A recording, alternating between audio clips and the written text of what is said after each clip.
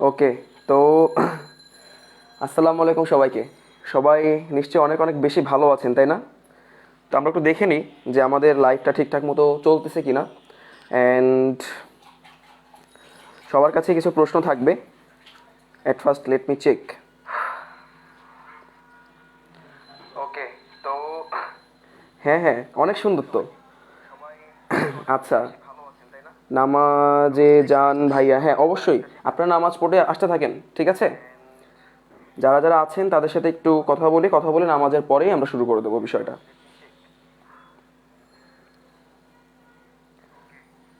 ওয়ালাইকুম আসসালাম। ওয়ালাইকুম আসসালাম, ওয়ালাইকুম আসসালাম, মোহাম্মদ আহসান, তানজিলা।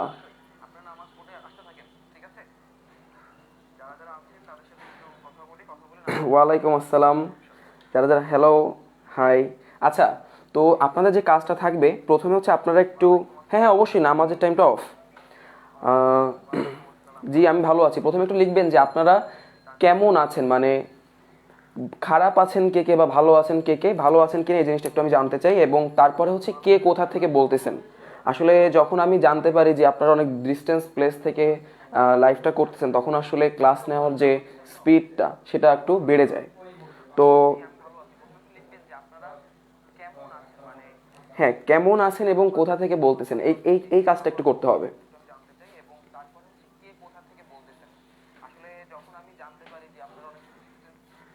আচ্ছা। আলহামদুলিল্লাহ ভাইয়া, ভালো আছি। ওকে। তো আমি একটু আমার পরিচয়টা জাস্ট কিছুক্ষণের জন্য এই পাশে একটু লিখে দিই। আমাকে হয়তো অনেকেই চেনেন, অনেকেই চেনেন না। আমার নাম দেবাশিস, DEBASISH। ওকে। অ্যান্ড আমি আপাতত বুটেক্সে অধ্যয়নরত আছি। আচ্ছা, পুরা নামটা লিখি। আমার নাম হচ্ছে দেবাশিস হালদার কঙ্কন, এবং আমি আপাতত বুটেক্সে অধ্যয়নরত আছি। আপনাদের জন্য এটুকু পরিচয় এনাফ, আই থিঙ্ক।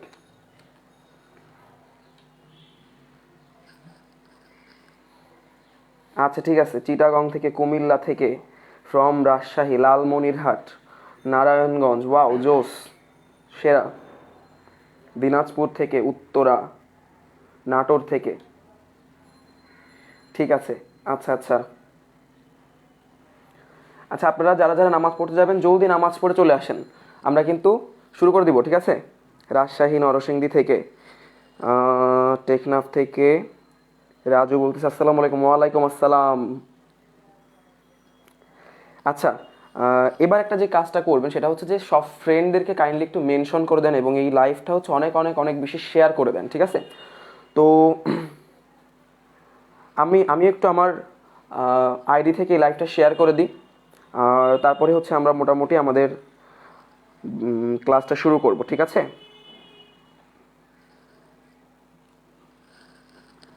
ওকে, আমি একটু শেয়ার করে দিই। আপনারাও কাইন্ডলি একটু শেয়ার করে দেন। ঠিক আছে, শেয়ার্ড।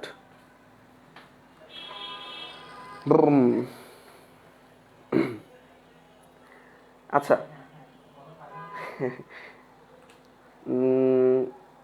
ঠিক আছে, সব কিছু আচ্ছা। এবার আমরা তাহলে ক্লাসটা শুরু করতে পারি। এবার আমাকে একটু জানাও যে তোমরা যে আমার পুরো সব কিছু ক্লিয়ার আছে কিনা, পিছনে সব লেখা, এবং আমাকে ক্লিয়ারলি তোমরা শুনতে পাচ্ছ কিনা, এই জিনিসটা কাইন্ডলি একটু আমাকে জানাও তো দেখি।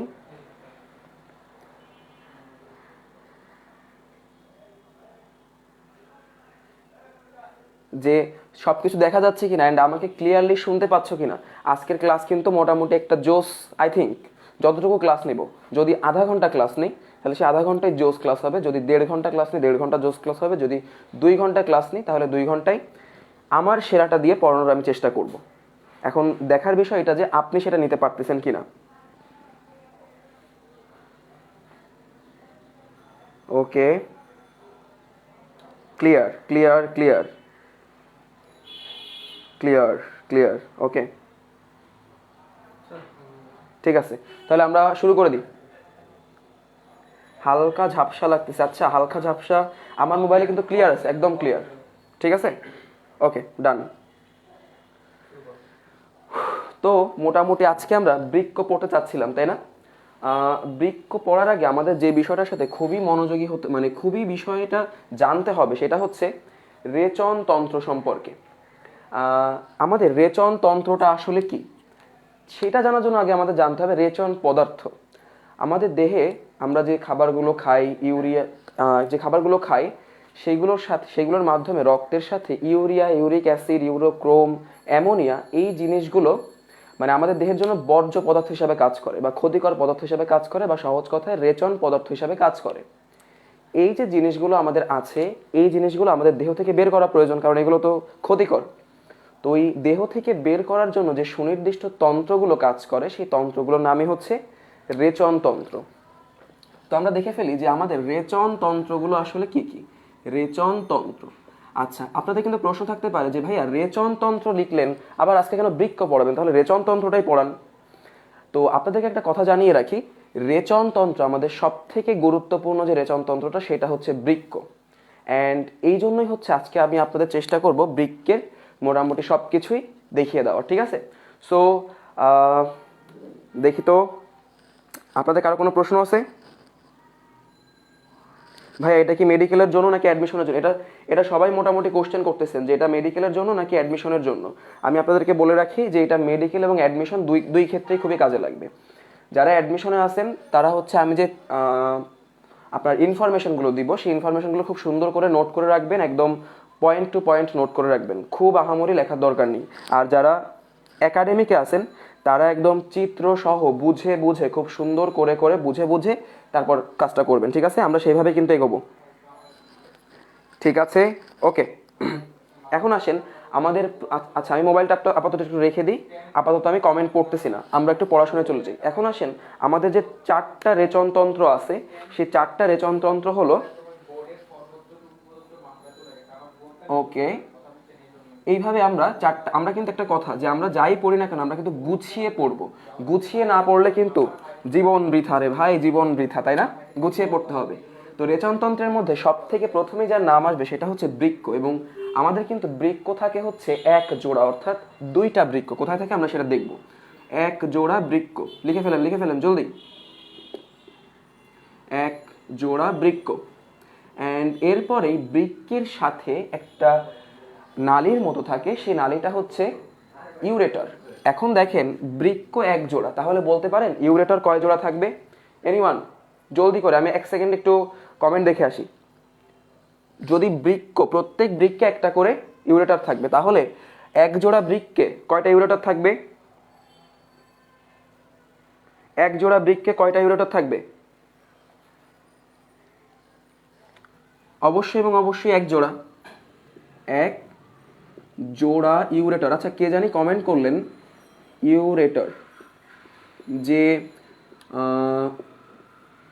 রেচনতন্ত্রের চিত্র আঁকবেন না, সেটার উত্তর আমি পরে দিচ্ছি। আচ্ছা এক জোড়া ইউরেটর। এরপর থাকবে হচ্ছে আমাদের মূত্রথলি, ওকে, মূত্রথলি। অ্যান্ড লাস্টলি থাকবে হচ্ছে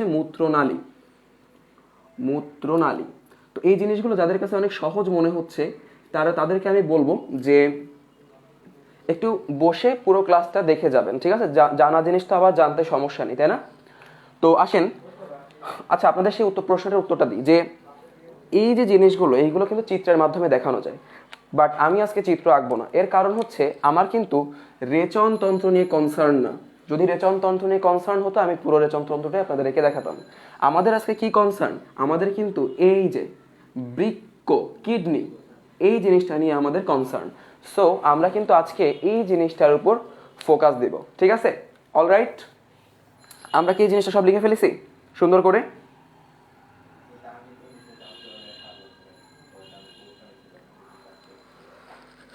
এক জোড়া আরিয়ান, রাহুল, জোস্ত, SM রিয়া, মাইশা, সেরা 2টা এবং মূত্রনালী, ঠিক আছে?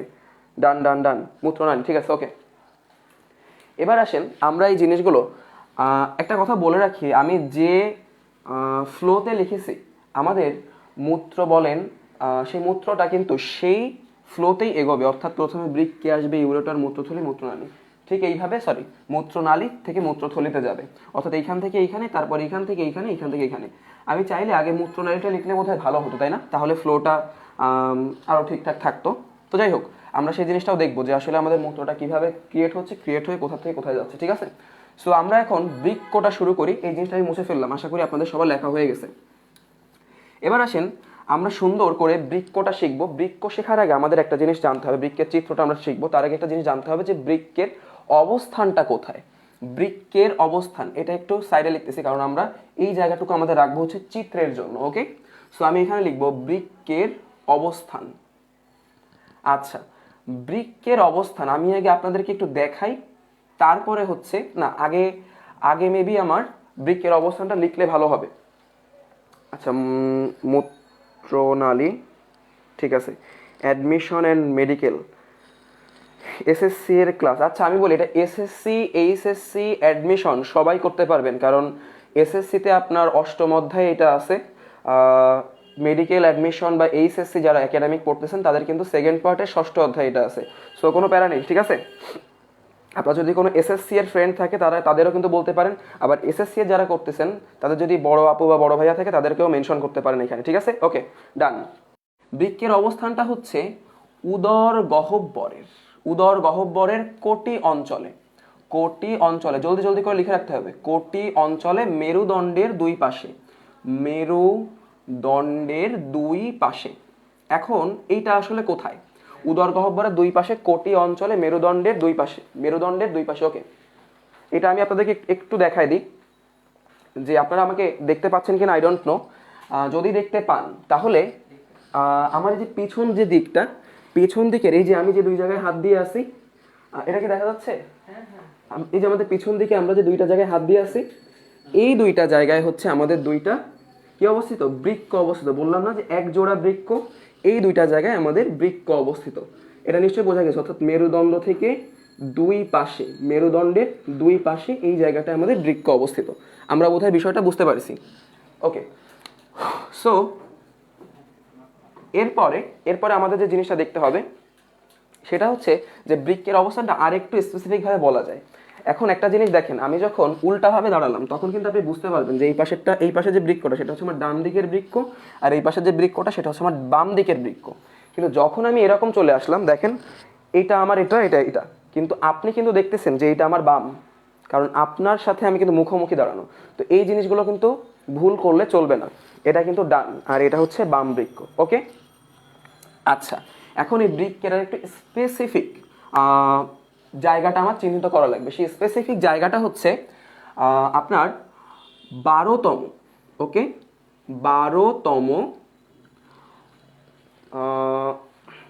12তম থোরাসিক কশেরুকার নিচে, 12তম থোরাসিক কশেরুকার নিচে, 12তম থোরাসিক কশেরুকার নিচে। আচ্ছা, 12তম থোরাসিক কশেরুকা মানে এই যে আমাদের এই যে কশেরুকাগুলো আছে তার 12তম থোরাসিক কশেরুকা তার থেকে নিচে, এবং তৃতীয় কোটিদেশীয় কশেরুকার উপরে। কোটিদেশীয় কশেরুকাকে অবশ্য লাম্বার কশেরুকা আপনি বলতে পারেন। তৃতীয় কোটিদেশীয় কশেরুকার উপরে, কশেরুকার উপরে। আমার মনে হয় এই পর্যন্ত আপনাদের লেখা হয়ে গেছে, এই পর্যন্ত কোনো প্যারা থাকার কথা না। আমি কিন্তু রেগুলার আপনাদের কমেন্টগুলো দেখতেছি, সো কারো কোনো প্রবলেম থাকলে কমেন্টে অবশ্যই বলতে পারেন। অ্যাডমিশনে সব পড়তে হবে, ইয়েস অ্যাডমিশনে সব পড়তে হবে, কোনো শর্ট সিলেবাস নেই। এসএসসি 22 অহনানুর, হ্যাঁ ইয়েস আই নো ইউ। ঠিক আছে, ওকে ডান। এখন আসেন একটা কথা আমি একটু বলি, এই বিষয়ে আপনাদের আরেকটা জিনিস জেনে রাখতে হবে। সেটা হচ্ছে, একটা কথা আমার একটু বলেন তো, যে আমাদের যকৃৎটা কোন পাশে অবস্থিত দেহের? আমাদের কিন্তু যদি মনে থাকে যে এই যে আমাদের অন্ননালীর পরে পাকস্থলী থেকে এইখান থেকে আমাদের যে ক্রিয়েট হয়েছে, আমি একটু উপরে যাই, পাকস্থলী থেকে ক্রিয়েট হয়েছে হচ্ছে আমাদের ক্ষুদ্রান্ত্রের পরে বৃহদান্ত্র এইখান থেকে আসছে, অ্যান্ড এই জায়গাটায় কিন্তু আমাদের যকৃৎটা অবস্থিত, তাই না? যকৃৎ কিন্তু এই সাইডে না, যকৃৎ কিন্তু আমাদের ডান সাইডে অবস্থিত, এটা ডান, যকৃৎ ডান সাইডে অবস্থিত। এখন আমাদের তো দুইটা বৃক্কের একটা হচ্ছে আমাদের এই সাইডে, একটা এই সাইডে, এখন আপনি কি বলতে পারেন, আপনারা একটু কমেন্ট করে বলেন যে এই পাশে আমাদের যকৃৎ আছে, তাহলে কোন বৃক্কটা একটু নিচের দিকে থাকবে?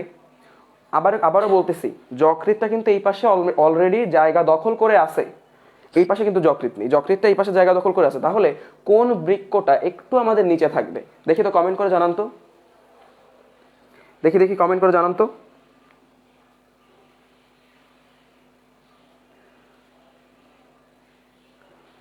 কমেন্ট করে জানান যে কোন বৃক্কটা আমাদের নিচে থাকবে। ডান পাশের মমতাজ পারভিন কমেন্ট করেছেন ডান, সাগর দাস ডান, MST তানজিলা ডান। অস্থির তো আপনারা, সেরা তো আপনারা, অনেক জোস। জান্নাতুল ডান, জেহানুর ডান, অনন্যা ডান। আচ্ছা, কারো যদি নাম একটু ভুল পড়ে থাকে তার জন্য আসলে দুঃখিত, অনেক তাড়াতাড়ি পড়ছে তো।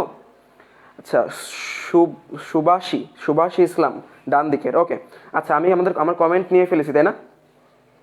যে তাহলে আমরা একটা জিনিস কিন্তু বুঝে ফেললাম যে আমাদের ডান দিকেরটা কিছুটা নিচে হবে, ভাইস ভার্সা অনুসারে বললে বাম দিকেরটা কিছুটা উপরে হবে। আপনি যেটাই বলেন, যে লাউ সেই কত কিন্তু, ঠিক তাই না? ডান দিকেরটা সামান্য নিচে, ভাইস ভার্সা অনুসারে বাম দিকেরটা সামান্য উপরে। অ্যান্ড যদি আপনি আরো বলতে চান যে কেন, কারণ আমাদের ডান দিকে হচ্ছে আমাদের কি থাকে, যকৃৎ থাকে, এই কারণে। আচ্ছা, এবার আসেন, এবার আমাদের বৃক্কের চিত্রটা না আঁকলেই নয়, এরকম একটা আমাদের পরিস্থিতি দাঁড়ায় গেছে। তো বৃক্কের চিত্রটা আমরা একটু এঁকে ফেলি। বৃক্কের চিত্রটা আঁকার আগে আমাদেরকে জানতে হবে যে বৃক্কটা আসলে কেমন দেখতে। বৃক্কটা দেখতে কেমন এইটা আমি আপনাদেরকে বলবো না, কারণ এটা হচ্ছে আপনারা সেই ছোট্টবেলা থেকে শুনতে আসছেন, সিম বিচির মতো, তাই না?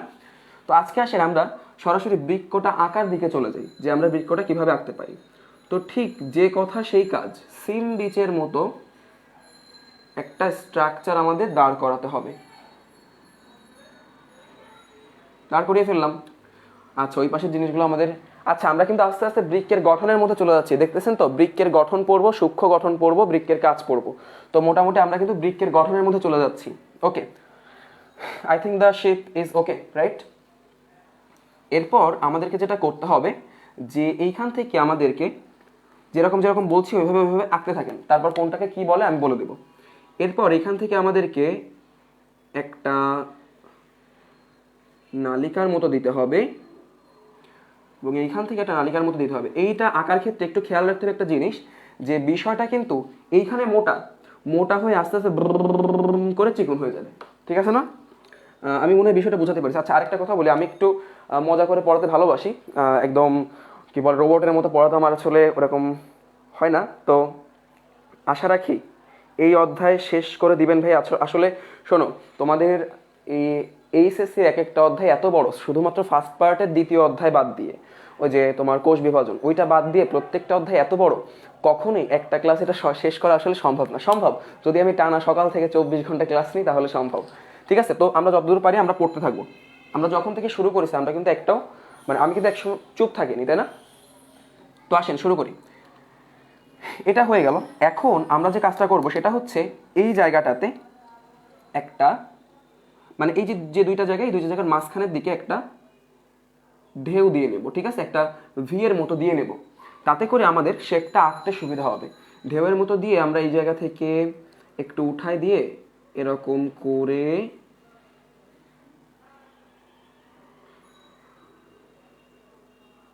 I think it's okay. And এই পাশ থেকেও আমরা বিষয়টা এরকম করব। আমি যেমন বলছি ঠিক তেমনভাবে করেন। আর অবশ্যই খাতা, এটা কিন্তু পেন্সিল দিয়ে আঁকবেন, মাইন্ড ইট। পেন্সিল দিয়ে না আঁকলে কিন্তু হবে না, কারণ আমাদের অনেক জায়গায় মুছতে হবে। যেমন দেখেন, আমরা যে জিনিসগুলো করলাম, আশা রাখি সবার হয়ে গেছে। যে জিনিসগুলো করলাম একটু খেয়াল করেন। এখন আমাদেরকে কি করতে হবে, এই জায়গাগুলো মুছে দিতে হবে। মুছে দিয়ে এই যে আমরা লম্বা টান দিছি, টান দিয়ে নিচের দিকে দিয়ে এভাবে এই জায়গাগুলো মুছে দিতে হবে। মুছে দিয়ে যে টান দিছি নিচের দিকে দিয়ে এইভাবে এই জায়গাটা মুছে দিলাম। আচ্ছা, এই জায়গাটা না মুছলেও চলে, প্যারা নেই। আমাদের মোটামুটি সব কিছু রেডি। আচ্ছা, এখন আসেন আমাদের এই যে জিনিসটা, নিশ্চয়ই বুঝতে পারতেছেন যে এই জিনিসটা আসলে কি। আপনাদেরকে একটু বলে রাখি, এইটা হচ্ছে আমাদের সেই শিম বিচের মতো বৃক্ক। এবং বৃক্ক থেকে আমি আপনাদেরকে বলেছিলাম একটা নালিকা বের হবে, যে নালিকাটার নাম ওই যে ইউরেটার। ওকে, তো এখন আসেন আমাদের প্রত্যেকটা জায়গায় এই যে ঢেউগুলো আমরা দিয়েছিলাম, এই ঢেউগুলো থেকে আমরা এখানে একটা জিনিস ক্রিয়েট করব। সেই ক্রিয়েশনটা কেমন হবে? সেই ক্রিয়েশনটা হবে অনেকটা পিরামিডের মতো। পিরামিড দেখতে কেমন? ওয়ান কাইন্ড অফ, এমন না? পিরামিডটা ঠিক এমনই, অর্থাৎ এরকম একটা শেপের আমাদের কিছু টাকতে হবে। সেই শেপটা আসলে কেমনভাবে হবে দেখি তো। শেপটা কেমন হওয়া সম্ভব? সম্ভব, তাই না? আই থিঙ্ক সম্ভব। আচ্ছা, সবাই কিন্তু সাথে সাথে এঁকে ফেলতে হবে সবাইকে। অ্যান্ড এটা আঁকার পর আপনারা সবাই লিখবেন যে ডান কিনা। আচ্ছা, এবার এখান থেকে আমরা লাল কালি দিয়ে আবারও ঠিক ওই রকমভাবে এঁকে ফেলবো। লাল কালি দিয়ে আবারও ওইভাবে এঁকে ফেলবো। লাল কালি দিয়ে আমার তো চিত্রটা গায়ে গায়ে হয়ে গেল, আসলে বোর্ডে আঁকছি তো বিষয়টা এই জন্য গায়ে গায়ে হয়ে গিয়েছে। তো প্যারা নেই, আপনারা হচ্ছে একটু পেন্সিল দিয়ে মুছে, দরকার হয় যদি গায়ে গায়ে হয়ে যায় একটু সাইড করে দেবেন, কোনো প্যারা নেই। ঠিক আছে, তো এখন দেখেন একটা জিনিস একটু খেয়াল করবেন যে আমি এখানে কয়েকটা এরকম লাল বলের মতো দিয়েছি বা পিরামিডের মতো দিয়েছি। 1 2 3 4 5 6 7 8, আমি 8টা দিয়েছি। আমি তো 7টাও দিতে পারতাম, আমি তো 10টাও দিতে পারতাম, আমি কোনো 8টা দিলাম। প্রশ্ন কিন্তু থাকার কথা, তাই না? যে ভাই আমি 9টা দিলে কি প্রবলেম হতো আর 7টা দিলে কি প্রবলেম হতো? সেই প্রশ্নের উত্তর আমরা দিব। আচ্ছা, এখন এই যে পিরামিডের মতো দেখতে যে জিনিসটা, এই জিনিসটায় কিন্তু খাঁজ থাকে। সেই খাঁজগুলোকে আমরা দিতে পারবো? অবশ্যই পারবো, তাই না? এবং এই খাঁজগুলো আমরা এইভাবে দিব। দেখি সবাই দিয়ে ফেলেন তো, কেমন পারেন? জলদি খাঁজ দিয়ে ফেলেন, খাঁজ। আচ্ছা, খাঁজ দেওয়া হয়ে গেলে সবাই একটু ডান লেখেন তো, যে দেখি কেমন। আমিও ডান লিখবো, দেখি আমার খাঁজ দেওয়া হয়ে গেলে আমিও ডান লিখবো। আপনাদের দেখি ডান লিখতে পারেন কিনা। আর একটা কাজ করতে পারেন, যে এইটা এই বাইরের যে স্তরটা, এই বাইরের স্তরটাকে ডাবল করে দিতে পারেন, অর্থাৎ মানে একটু মোটা করে দিতে পারেন, যাতে আপনাদের সৌন্দর্যটা বৃদ্ধি পায়। এবং প্রত্যেকটা বইতে আপনার কিন্তু এইভাবে ডাবল করে দেওয়া। Okay, so I think it's enough. ঠিক আছে, দেখি তো ডান লেখেন তো, ডান লেখেন তো, কার কার হয়েছে ডান? আচ্ছা, শাইলা চৌধুরী, জাহিদ, রবিনা সরকার ডান, ধ্রুব ডান, কানজুত ডান। আচ্ছা, সুরাই, আমারও কি ডান লেখা উচিত? ওয়েট এ বিট, আমি একটু ডান লিখি, দেখি তো। ডান। আপনাদের সাথে আমিও ক্লাস করতেছি, বিষয়টা খুবই জোস না? আচ্ছা, ডান দেখি। আচ্ছা, কুহুও ডান লিখেছো, ঠিক আছে। MST রেজওয়ানা, SM রিয়া ডান, ঠিক আছে। ওকে, আমরা তাহলে এবার নেক্সট বিষয়টাতে যেতে পারি। দেখেন এই জায়গাগুলোতে হচ্ছে এই যে এই জিনিসগুলোর বাইরে, পিরামিডের মতো দেখতে জিনিসগুলোর বাইরের দিকটা একটু খেয়াল করেন। এই জায়গাগুলো কিন্তু আমি একটু আপনাদের দিয়ে দিই, সুন্দর করে চিহ্নিত করে দিই যে বিষয়টা আমি কোনটার কথা বলতে চাচ্ছি। দেখেন আপনারা চিহ্নিত করে ফেলেন, আমি যেভাবে চিহ্নিত করতেছি ওইভাবে চিহ্নিত করে ফেলেন, কোনো প্যারা নেই। এই যে দেখেন, boom boom boom boom boom boom boom boom. হ্যাঁ, এই যে দেখেন এখন কিন্তু দুইটা বিষয় হয়ে গেল। এই যে নীল কালারের ওই পাশে একটা জিনিস, নীল কালারের ভিতরের দিকে একটা জিনিস। তো নীল কালারের এই পাশে যে জিনিসগুলো, এইগুলো যদি আপনাদের হাতে অনেক সময় থাকে তাহলে আমার কথা বলার মধ্যে এই জিনিসগুলো এইভাবে করে দিতে পারেন, ঠিক আছে? তাতে সৌন্দর্য বৃদ্ধি পাবে, বই কি কমবে না, এবং এই জিনিসগুলো কিন্তু থাকাটা আবশ্যক। যদিও আমাদের এইচএসসি এর বইতে এই জিনিসগুলো একটু ওভারলুক করে গিয়েছে বোধ হয়, ঠিক আছে? আচ্ছা, আরেকটা কথা একটু আপনাদের প্রথমেই আমি বলে রাখি, যে এমন অনেক ইনফরমেশন আমি দিব যা হয়তো আপনার বইয়ের সাথে মিলতেছে না। এর কারণ কি? কারণ প্রত্যেক বছরে 2বার করে আপনার কিন্তু তথ্য চেঞ্জ হয়, বইয়ে নতুন এডিশন আসে। তো আমার প্রিফারেন্স থাকবে যে আমি আপনাকে যে ইনফরমেশনটি দিই, ধরেন আমি একটু পরে এটার ওজন সব কিছু বলবো। তো ওজন আমি যদি বলি 2, তাহলে যে আপনার 2 জানতে হবে বিষয়টা এমন না। আপনার বইতে এবং সব থেকে লেটেস্ট বইতে যে ইনফরমেশনটা থাকবে ওই ইনফরমেশনটা ফলো করবেন। It's really very important news for admission candidate, ঠিক আছে? ওকে, সো আমাদের মেবি এই জিনিসটা ডান হয়ে গেছে। এখন দেখেন আমরা কিন্তু খুব পরিষ্কার বুঝতে পারতেছি যে আমাদের নীল কালার, এই নীল কালারের একটা অংশ আর নীল কালারের এই পাশের দিকে একটা অংশ, তাই না? এবার আমাদেরকে দুইটা নালিকা দিতে হবে। এইখান থেকে দুইটা নালিকাকে আমরা সুন্দর করে এঁকে ফেলতে পারবো। আমি যেভাবে যেভাবে আঁকবো এইভাবে ভাবে আঁকবেন, ঠিক আছে? আমি সব কয়টাকে নালিকা বলতেছি, সব কয়টাকে আসলে কি বলা হয় ওই জিনিসটা আমরা আস্তে ধীরে দেখবো, ঠিক আছে? এরকম দিয়ে সূক্ষ্ম, একদম সূক্ষ্ম করে টেনে নিয়ে আসবেন। আচ্ছা, এখানে একটু রাখলাম আমরা, কারণ এটা আমাদের আমাদের আরেকটু দিতে হবে, ঠিক আছে?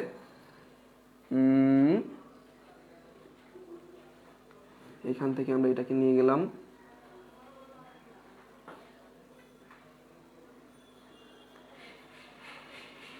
এইভাবে এইভাবে এখান থেকে তিনটা আমি লাঠি এখান থেকে বের করে দিলাম। আচ্ছা, একটা কথা বলি, এই যে আমি পড়ানোর সময় কিন্তু এই জিনিসগুলোকে মাঝে মধ্যে, ধরেন এটাকে বললাম যে এটা একটা ডান্ডা, তার মানে যেটা ডান্ডা বিষয়টা এমন না, এটা কিন্তু আপনাদের বোঝানোর স্বার্থে যে ও আচ্ছা ভাইয়া এখানে বলেছিল যে ডান্ডাটা, ওই ডান্ডাটা তাহলে এই বলে, আচ্ছা আচ্ছা ঠিক আছে, বিষয়টা কিন্তু এমন যাতে আপনাদের ভালো করে মনে থাকে।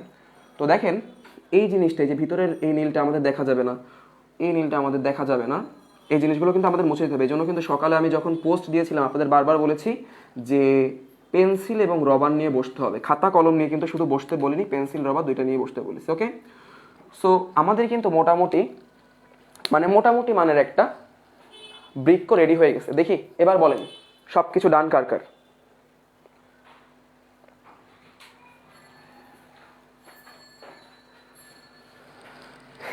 আচ্ছা আচ্ছা আচ্ছা, ওকে, একটু আমাকে বলেন, একটু আমাকে সবাই জানান যে আমাদের মোটামুটি এই পর্যন্ত ডান কার কার? আচ্ছা ডান্ডা, হ্যাঁ ওই আর কি, ডান কার কার, ডান কার কার, জলদি ডান ডান। এই আপনারা সবাই তো অনেক জোস, অনেক সেরা আপনারা।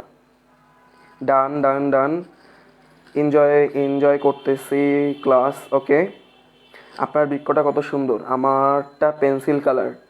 আচ্ছা ডান ডান ডান, আসলে আমার বৃক্ষটা সুন্দর বিষয়টা এমন না, আমি বোর্ডের উপর যে বৃক্ষটা আঁকেছি সেটা সুন্দর। আচ্ছা ঠিক আছে, আই থিঙ্ক সবারই মোটামুটি ডান হয়ে যাওয়ার কথা। বাপরে বাপরে, আপনারা যেমনি কমেন্ট করতেছেন লোডিংই তো হচ্ছে না। অনেক সুন্দর অনেক সুন্দর, আসলে ক্লাস নিয়ে অনেক মজা পাচ্ছি, বুঝছেন যে আপনারা এরকম অস্থির। হ্যাঁ, এমডি আলু পটল হয়ে যাচ্ছে। ওকে, সমস্যা নেই, চেষ্টা করো ভাই, হয়ে যাবে। কে জান্নাতুল ফেরদৌস, সরি আপু, তুমি চেষ্টা করো। হ্যাঁ, একবারে যে সব কিছু হয়ে যাবে বিষয়টা এমন না। আমি যে তোমাদের ক্লাস নিতে এসেছি, তোমার কি মনে হয় আমি একবার চেষ্টা করে এসেছি? আমি সে ক্লাস 9 থেকে চেষ্টা করতে করতে করতে করতে করতে করতে আজকে তোমাদের সামনে এসে দাঁড়াইছি। তোমরাও একদিন এইভাবে না পারতে চেষ্টা করতে করতে করতে করতে একদিন এই বোর্ডের সামনে এসে দাঁড়াবা, হয়তো বা বন্দি পাঠশালা বা অন্য কোনো প্ল্যাটফর্মে তোমরাও একদিন এসে দাঁড়াবা, বিষয়টা এমন। ঠিক আছে, ওকে, এবার আসেন আমরা এই বৃক্ষটাকে এবার চিহ্নিত করব, ঠিক আছে? তো আমরা মোটামুটি ওই পাশের জিনিসগুলো একটু মুছে ফেলতে পারি, তাই না? আমরা আজকে কি পড়বো এবং আমার পরিচয়টা এটা আমি প্রথমে আপনাদেরকে বলে দিছি, সো এটা আমরা মুছে ফেলতে পারি।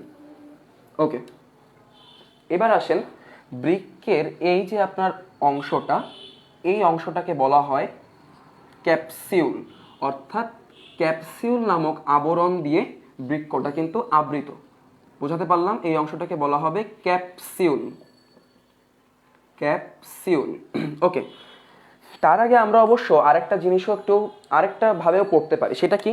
আমরা বৃক্কের যে গঠন বললাম না, অন্তর্গঠন এবং বহির্গঠন, সেই অন্তর্গঠনটা আমরা একটু লিখে ফেলি এখানে।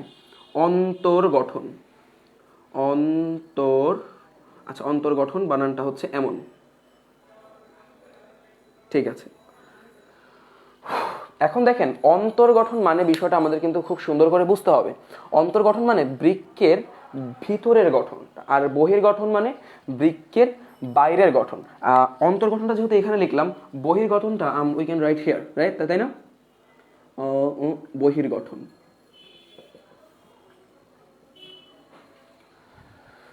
দেখি তো আমরা অন্তর্গঠনটা এই পাশে লিখেছি, বহির্গঠনটা এই পাশে লিখেছি, এবং আমরা কিন্তু এর চারিপাশে রেনাল ক্যাপসিউল লিখে দাও বৃক্ক।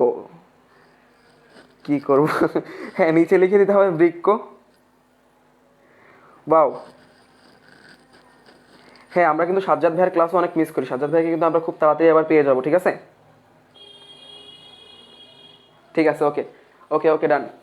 এখন আসেন আমরা যেটা পড়বো সেটা হচ্ছে বাহ্যিক গঠন। বাহ্যিক গঠনের ক্ষেত্রে প্রথমেই বাহ্যিক গঠনটা একটু উপর লিখি। বাহ্যিক গঠনের ক্ষেত্রে প্রথমেই আমাদের যে বিষয়টা খেয়াল রাখতে হবে বাহ্যিক গঠন বা বহির্গঠন, সেটা হচ্ছে তার আকারটা কেমন হবে। আচ্ছা, আকারের কথা যদি বলতে চাই, আকারকে অনেকভাবে ডিফাইন করা যায়, তাই না? যে লম্বা, বেটে, খাটো, কালা, এই বিষয়গুলো কিন্তু আকার জিনিসটার মধ্যে চলে আসে। তো আকার যে জিনিসটা সেটা হবে হচ্ছে নিরেট চাপা, অর্থাৎ এটা কিন্তু চ্যাপ্টা, এরকম গোল বিস্তৃত না, কিন্তু এটা কিন্তু চাপা, চ্যাপ্টা। তো এটা কিন্তু নিরেট চাপা। আচ্ছা, নিরেট কেন বললো? এখন নিরেট জিনিস আর এমনি প্লেন জিনিসের মধ্যে কিন্তু অবশ্যই এবং অবশ্যই পার্থক্য আছে, তাই না? যেমন এটা কিন্তু তুমি কাইন্ড অফ নিরেট বলতে পারো, যে এটা অনেক মোটা এবং এর মধ্যে জিনিসপত্র আছে। অর্থাৎ গোলক যে জিনিসটা, আমরা যে চাকতি না সরি, আমাদের স্কুল কলেজে আমরা গোলক নিক্ষেপ করেছি না, ওই যে লোহার, ওইটা কিন্তু তোমার নিরেট। কারণ কি, ওর পুরো জায়গাটা জুড়ে কিন্তু আমাদের লোহাটা বিরাজ করে, তাই না? ভিতরে কিন্তু ফাফা না। এই জন্য এটাও বলতেছে যে আমাদের এই যে বৃক্ষটা, এই বৃক্ষ কিন্তু পুরো জায়গা জুড়েই জিনিসপত্র আছে। জিনিসপত্র বলতে এর ভিতরে আমরা যে জিনিসগুলো পড়বো সেইগুলো। এই জন্য হচ্ছে এটা কিন্তু নিরেট, ভিতরে এমন না যে ভিতরে কিছু নেই, জাস্ট উপরে একটা আবরণ আছে, এমন না। নিরেট এবং চাপা মানে বুঝতে পারছো, চ্যাপটা। এবং এটা দেখতে কিন্তু অবশ্যই সিম বিচের মতো, সিম বিচের মতো। সিম বিচটাও কিন্তু দেখতে ওয়ান কাইন্ড অফ এমনই হয়, তাই না? দেখো, সিম বিচটাও দেখতে কিন্তু ওয়ান কাইন্ড অফ এমন হয়, সিম বিচের মতো। এবং এর রংটার দিকটা খুব ভালো করে খেয়াল রাখতে হবে। সেটা হচ্ছে এর রংটা কিন্তু হয় লালচে খয়েরি, লালচে খয়েরি। মোটামুটি এর সম্পর্কে আমাদের এই তিনটা কথাই বলা। আকার নিয়ে আমাদের নিশ্চয়ই আর কোনো প্যারা থাকার কথা না। আচ্ছা, ঠিক আছে, আমার মনে হয় আপনারা এই পর্যন্ত খুব সুন্দর করে লিখে ফেলেছেন। আচ্ছা, আপনারা কিন্তু মাঝে মধ্যে আপনাদের ফ্রেন্ডদেরকে এখানে মেনশন দিতে পারেন, ঠিক আছে? কারণ আপনাদের নূর ভাইয়া যিনি আছেন, উনি কিন্তু একটা কথা বলেন যে শেয়ারিং ইজ কেয়ারিং। সো ফ্রেন্ডদেরকে মেনশন দিয়ে হোক আর এই লাইভটা শেয়ার করে হোক, যেভাবেই হোক, আপনার ফ্রেন্ডকে যদি আপনি জানাতে পারেন যে ক্লাসটা হচ্ছে এবং সে যদি এখান থেকে আসলে কিছুটা জানতে পারে, তাহলে কিন্তু বিষয়টা কেয়ারিং টাইপের হয়ে যাবে। এবং সেই কেয়ারটা আপনি কিভাবে নিচ্ছেন? শেয়ার করার মাধ্যমে। That's it, nothing else. আচ্ছা, আকার জিনিসটার পর আমি লম্বা, বেটে, খাটো, এরপর কি আসে? আচ্ছা, তাহলে ওর দেহের ওজন কত? এখন আসেন আমরা এটা দেহের ওজনের বিষয়টাতে যাই। ওজন, এখন বৃক্ক যে শুধুমাত্র আমাদের এখানে যে ছেলেরা কমেন্ট করতেছে যে ছেলেদের দেহেই থাকবে, বিষয়টা কিন্তু এমন না। বৃক্ক কিন্তু মেয়েদের দেহেও থাকবে। সো বৃক্কের ওজনটা কিন্তু দুই ক্ষেত্রে হবে, একটা হচ্ছে ছেলেদের ক্ষেত্রে, একটা কিন্তু মেয়েদের ক্ষেত্রে, তাই না? তো ছেলেদের ক্ষেত্রে বলতে পারেন, আপনারা কমেন্ট করে বলেন যে কাদের বৃক্কের ওজনটা বেশি হবে। এনিওয়ান, কাদের বৃক্কের ওজন বেশি হবে? বৃক্কের ওজন বেশি হবে কাদের? দেখি তো, ছেলে জিতে নাকি মেয়ে? দেখি তো, পুরুষ। এই তো হামিম বলেছে পুরুষ, ঠিক আছে। আচ্ছা, এখানে তো জেন্টস ফার্স্ট হয়ে গেল, লেডিস ফার্স্ট কোথায় গেল? সবসময় তো লেডিস ফার্স্ট, কিন্তু এখানে আচ্ছা, ঠিক আছে, ওকে ওকে ওকে, ঠিক আছে। তো আসলে হ্যাঁ, এখানে কিন্তু পুরুষদের ওজনটা, পুরুষদের ওজন কি বলছি, পুরুষদের বৃক্কের ওজনটা বেশি হবে এবং এটা জেনারেলি হয়ে থাকে 150 থেকে 170 গ্রাম। আবারও বলি যে এই যে এটা কিন্তু ভ্যারি করতে পারে, আপনার নতুন বইতে নতুন ইনফরমেশন আসতে পারে। সো লেটেস্ট যে বইটা আপনি পরীক্ষা যেদিন দিতে যাচ্ছেন তার আগের দিন যে বইটা চলতেছে ওই বইটার ইনফরমেশনটা খেয়াল করতে হবে। এবং মেয়েদের ক্ষেত্রে এটা হয় হচ্ছে 130 থেকে 150 গ্রাম। আচ্ছা, এখন একটা কথা বলি, দেখেন তো, এখানে আমরা বায়োলজি পড়ছি বাট একটু ফিজিক্সের কোশ্চেন আপনাদের করি যে ওজন তো এক প্রকার বল এবং ওজনের একক কি? Newton, right? কিন্তু বললাম ওজন, এখানে লিখলাম গ্রাম, কেজি, এগুলো কিসের একক? ভরের একক। তাহলে এখন আমাদের কি করা উচিত? আমাদের কি এইখানে ওজন কেটে ভর লেখা উচিত, যে ভর এত গ্রাম, সে মেয়েদের ক্ষেত্রে এত গ্রাম?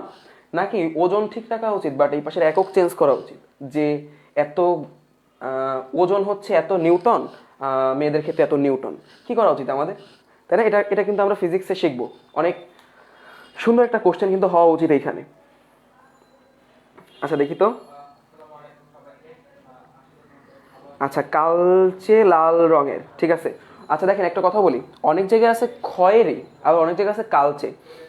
তো বিষয়টা হচ্ছে যে একদম ডিপ খয়েরি যে জিনিসগুলো ওইগুলোকে কালচের মতোই দেখায়। তো কোনো কোনো বইতে বলতেছে খয়েরি মানে একদম ডিপ খয়েরি, আরেকটা বলছে হচ্ছে কালচে।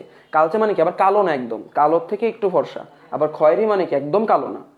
তো ওই জিনিসটা আসলে দুইটা জিনিস একই জিনিস মেন করতেছে। এখন যে রাইটার যেভাবে লিখতেছেন সেভাবে। তো আপনি লিখতে পারেন যে লালচে খয়েরি অথবা কালচে লাল, যে কোনো একটা আপনি লিখতে পারেন, ইটস ইয়োর চয়েস।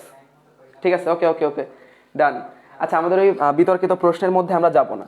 ওজনের পরে আমাদের যে প্রশ্নটা আসার কথা সেটা হচ্ছে পরিমাপ। পরিমাপ, পরিমাপ মানেটা কি? মানে তার দৈর্ঘ্য কত, তার প্রস্থ কত। তার জন্য একটা জামা বানাতে গেলে তার পরিমাপ লাগে না? পরিমাপে অবশ্যই দৈর্ঘ্য। আমি এই দৈর্ঘ্য, প্রস্থ এবং স্থূলতা এই তিনটা লিখতে লিখতে আপনারা কিন্তু কমেন্ট করে দিতে পারেন যে দৈর্ঘ্য কত, প্রস্থ কত, স্থূলতা কত। দৈর্ঘ্য, প্রস্থ এবং স্থূলতা। স্থূলতা দেখি তো। আচ্ছা আমাদের কি নিচে দেখা যাচ্ছে না? আমরা তাহলে এটা একটু উপরে লিখি, কোনো অসুবিধা নেই। দৈর্ঘ্য, প্রস্থ, স্থূলতা, জলদি জলদি। দৈর্ঘ্য, প্রস্থ আর হচ্ছে স্থূলতা।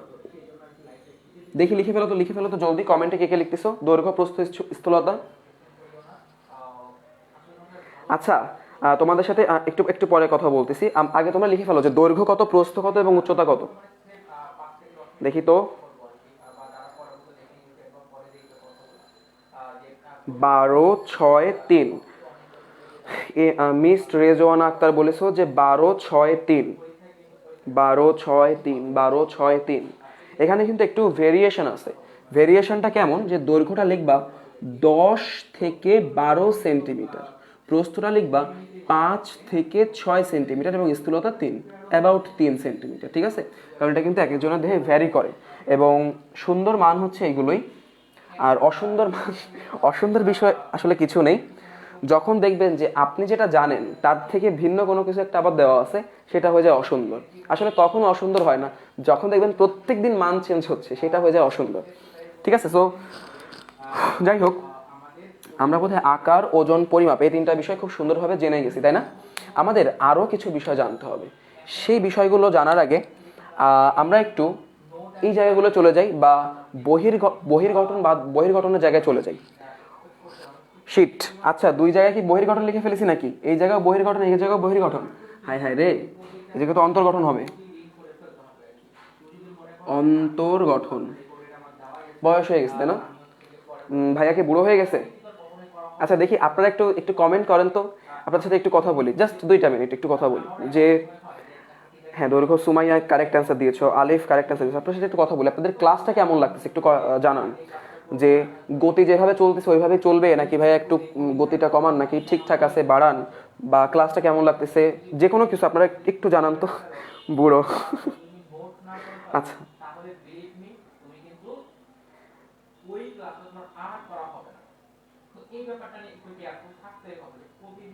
ওকে, ভালো ভালো ভালো, আলহামদুলিল্লাহ অনেক ভালো। আচ্ছা একটা কথা বলি, যে অনেকে আছে, না না না না না তোমরা ভালো বলো না, ভালো বলো না। বিষয়টা এমন না, আমি মানুষ, আমার দিন শেষে ভালো শুনতে ভালোই লাগে। এবং এই পরিশ্রম করা কিন্তু আপনাদের জন্য, এবং এই পরিশ্রমের ফিডব্যাক হিসেবে যদি আপনারা রিভিউ দেন, সেই রিভিউটা এবং আপনাদের ভালো রেজাল্ট, এই জিনিসগুলো কিন্তু আসলে খুবই ম্যান্ডেটরি। বিষয়টা কিন্তু এমন না যে আমি আপনাকে ফ্রি ক্লাস করাচ্ছি, আমি কিন্তু অবশ্যই আপনাদের কাছ থেকে কখনো কখনো গুরু দক্ষিণা নেব। সেই গুরু দক্ষিণাটা আসলে কি সবসময় যে টাকা হবে বিষয়টা এমন না। গুরু দক্ষিণাটা কিন্তু আপনার ভালো রেজাল্ট হতে পারে, ঠিক আছে? সো সেই বিষয়টা একটু খেয়াল রাখবেন। এবং এই কথাগুলো কিন্তু বায়োলজি নাই তাই ক্লাস করতে পারলাম না, দেখো এনজয় করো, প্যারা নেই তো, আমাদের ক্লাস তো বোরিং হয় না। ঠিক আছে, ওকে। এখন দেখো একটা জিনিস, যে আমাদের একটা ব্যাপার আছে যে আমরা এখানে মনে রাখতে পারি না যে ভিতরের অংশ উত্তল নাকি অবতল, নাকি বাইরের অংশ উত্তল নাকি অবতল। আচ্ছা আগে ভিতরের অংশটা বলি। ভিতরের অংশ হচ্ছে এই দুইটা জায়গা, ঠিক আছে? যে দুইটা জায়গায় লাল কালারটা এমনে ঘুরে গেছে, এটা হচ্ছে ভিতরের অংশ। আর বাইরের অংশ মানে এই জায়গাটা, এই জায়গাটা হচ্ছে বাইরের অংশ। এখন বাইরের অংশটা উত্তল নাকি অবতল, আর ভিতরের অংশটা উত্তল নাকি অবতল? এইটা জানার জন্য আমাদের কিছুই করতে হবে না, আমাদের জাস্ট অনলি একটা লাইন মুখস্থ রাখলেই হয়ে যাবে। ঠিক আছে, সেটা কি? ভিতরের অবতল অংশের ভাঁজকে হাইলাস বলে। ভিতরের অবতল অংশের ভাঁজকে হাইলাস বলে। ভিতরের অবতল অংশের ভাঁজকে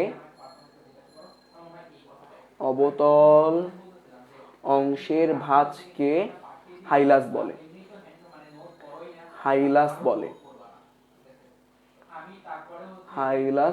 ওকে, এখানে একটু আমার হাতের লেখাটা বোধহয় আপনারা একটু কষ্ট করে বুঝে নেন, আমি বেকায় লিখেছি তো, সো এই জন্য একটু হয়ে গেছে।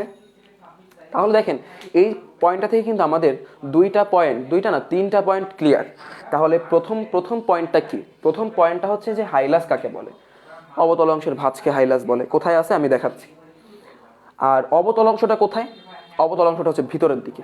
তাহলে উত্তল কোথায়? উত্তলটা বাইরের দিকে। এই যে তিনটা ইনফরমেশন কিন্তু আপনার এই একটা লাইনের মাধ্যমে ক্লিয়ার হয়ে যাচ্ছে। তাহলে আমরা নিশ্চয়ই একটু কষ্ট করে একটা লাইন খুব সুন্দর করে মুখস্থ করতে পারবো সময় নিয়ে। ভিতরের অবতল অংশের ভাঁজকে হাইলাস বলে, কি হাইলামও বলা যেতে পারে। তাহলে দেখেন অবতল অংশের ভাঁজটা কোথায় বললাম, ভিতরের দিকটা হচ্ছে এইখানে। আর এইখানে দেখেন একটা জিনিস, এই যে জায়গাটা আসতেছে, অর্থাৎ এইখানে এই জায়গাটা এসে তো এমন সোজা চলে যেতে পারতো, তা তো হয়নি। কি হয়ে গেছে? এখান থেকে একটু কুচকায় গেছে, মুড়ে গেছে, ভাঁজ হয়ে গেছে, তাই না? এই যে একটু ভাঁজ হয়ে গেছে। আবার এই জায়গা থেকে এসে আমি একটু জাস্ট শর্টে দেখাচ্ছি, এটা তো এমনিও চলে যেতে পারতো, যায়নি, সে কিন্তু এইভাবে ভাঁজ হয়ে গেছে, তাই না? এই যে দুইটা জায়গায় যে ভাঁজ হয়ে যাওয়া, এই ভিতরের ভাঁজ হয়ে যাওয়ার যে বিষয়টা, এটাকে বলা হয় হচ্ছে হাইলাস। আমি মনে হয় বিষয়টা আপনাদেরকে বোঝাতে পারিছি, দেখি তো বুঝতে পারছেন কিনা। হাইলাস, ওকে, অবতল অংশের ভাঁজকে হাইলাম বলে, বইয়ে লাইন দেওয়া আছে। হ্যাঁ, হাইলাসও বলতে পারেন। এটা হচ্ছে একটা বহুবচন, একটা আপনার কি বলে সিঙ্গুলার, আর একটা plural, that's it, nothing else. Okay, so hilus অথবা হাইলাম যে কোনোটা বলতে পারেন, হাইলাম।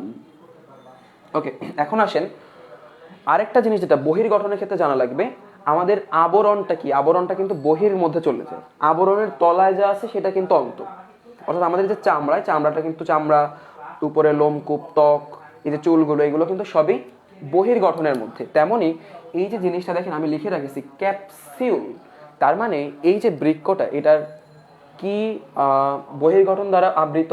এটা কিন্তু ক্যাপসিউল নামক, এটা কোথায় লিখি, আচ্ছা ধরেন এখানে আমরা দাগটা দিই, ক্যাপসিউল নামক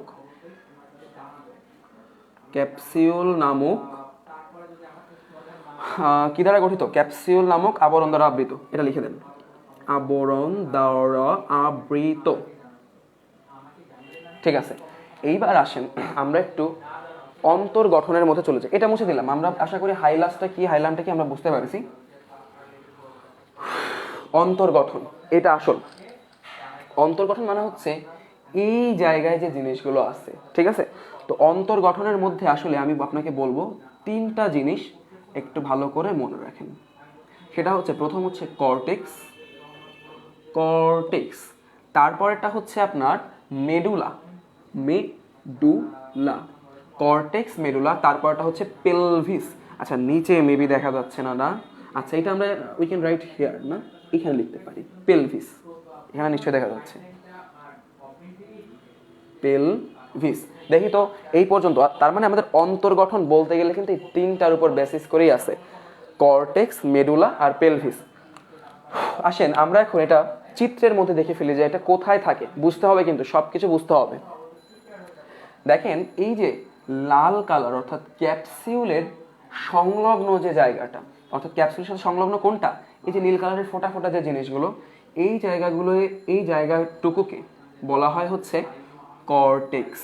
আচ্ছা একটা কথা বলি, ক্যাপসুলটা যেখানে লিখেছেন তার থেকে অনেকটা নিচে একটু কর্টেক্স লিখেন, কারণ এই জায়গায় আমাদের আর একটা জিনিস লেখা লাগবে, এটা আমি আগে থেকে বলে রাখলাম। ঠিক আছে, তো আমরা কর্টেক্সটা এখানে লিখি, এটা হচ্ছে কর্টেক্স অঞ্চল, এভাবে লিখতে পারেন। আচ্ছা কর্টেক্স এটা হয়ে গেল। এখন মেডুলা কোনটা হবে? মেডুলা দেখেন এই যে আপনার নীল কালারের এই পাশের অংশটা, তাই না? অর্থাৎ এই যে লাল কালারের যে জিনিসগুলো, এই জিনিসগুলোকে বলা হয় হচ্ছে, এই পুরো জায়গাটাকে লাল কালারের জিনিস সহ এই যে জায়গাগুলো আছে, কালো কালো ফোঁটা দিলাম, এই পুরো জায়গাটাকে কি বলা হবে? অবশ্যই এবং অবশ্যই মেডুলা নামে ডাকা হবে। তো আপনি এটাকে এইভাবে চিহ্নিত করতে পারেন যে এইটাও মেডুলা অঞ্চল, এইটাও মেডুলা অঞ্চল। সো মেডুলা হয়ে যাওয়ার কথা। আচ্ছা, পেলভিস অংশ কোনটা? পেলভিস, এখন দেখেন এই যে এইটা যখন এমনি ভাঁজ হয়ে গেল, অপর কথায় যে লালটা এসে যখন এইভাবে ভাঁজ হয়ে গেল, এই ভাঁজ হওয়াটাকে আমরা বলতেছিলাম হাইলাস অথবা হাইলাম। আর এই হাইলাস অথবা হাইলামের এই জায়গাটায় দেখেন, একটু চিন্তা করেন, যদি এই লালটা না থাকতো তাহলে এই জায়গাটা কিন্তু পুরো ফাঁকা দেখাতো না।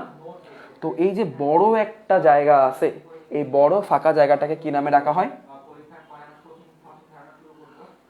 পেলভিস নামে। পেলভিস। দেখি তো এই পর্যন্ত। আচ্ছা, এই পর্যন্ত না, আরেকটু দেখাই আপনাদেরকে। সেটা হচ্ছে যে মেডুলার অংশ। মেডুলায় এই যে দেখেন, আমি পিরামিডের মতো কিছু বিষয় দিয়েছিলাম, তাই না?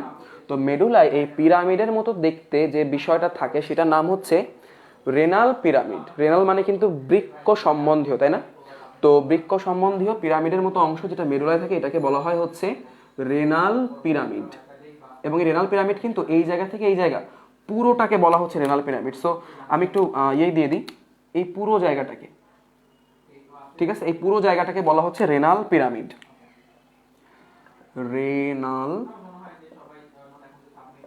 পিরামিড। ওকে, এখন যেটা আমি বলতেছিলাম আপনাদেরকে, একটা প্রশ্ন করতেছিলাম যে এখানে আমি 8টা দিছি, 7টা দিলে কি প্রবলেম হতো, আসলে প্রবলেম হতো কিনা? 9টা দিলে কি প্রবলেম হতো, আসলে প্রবলেম হতো কিনা?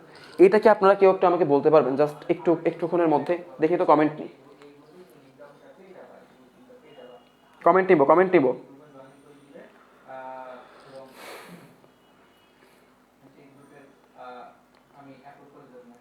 কতগুলো পিরামিড অংশ থাকে? হ্যাঁ, আলিফ কিন্তু সুন্দর একটা কোশ্চেন করেছে। এটাই কিন্তু আসলে আমি যে প্রশ্নটা করেছি এটার উত্তর। ওকে, আচ্ছা, আমরা ক্লাসে মনোযোগ দেব। ক্লাসের দিকে তাকান। এখন দেখেন, যেটা বলতেছিলাম যে রেনাল পিরামিড কেন আমি 8টা আঁকলাম, আমি কেন 9টা আঁকলাম না বা 7টা আঁকলাম না? 9টা বা 7টা আঁকলে প্রবলেম হতো কি না? দেখি। বুকে 6টা দিছে। আচ্ছা, ওকে, বাদ, আজে বাজে কথা বাদ। আমরা পড়ে আমরা জাস্ট লাইভ এন্ড করে দেবো, শেষ, দ্যাটস ইট।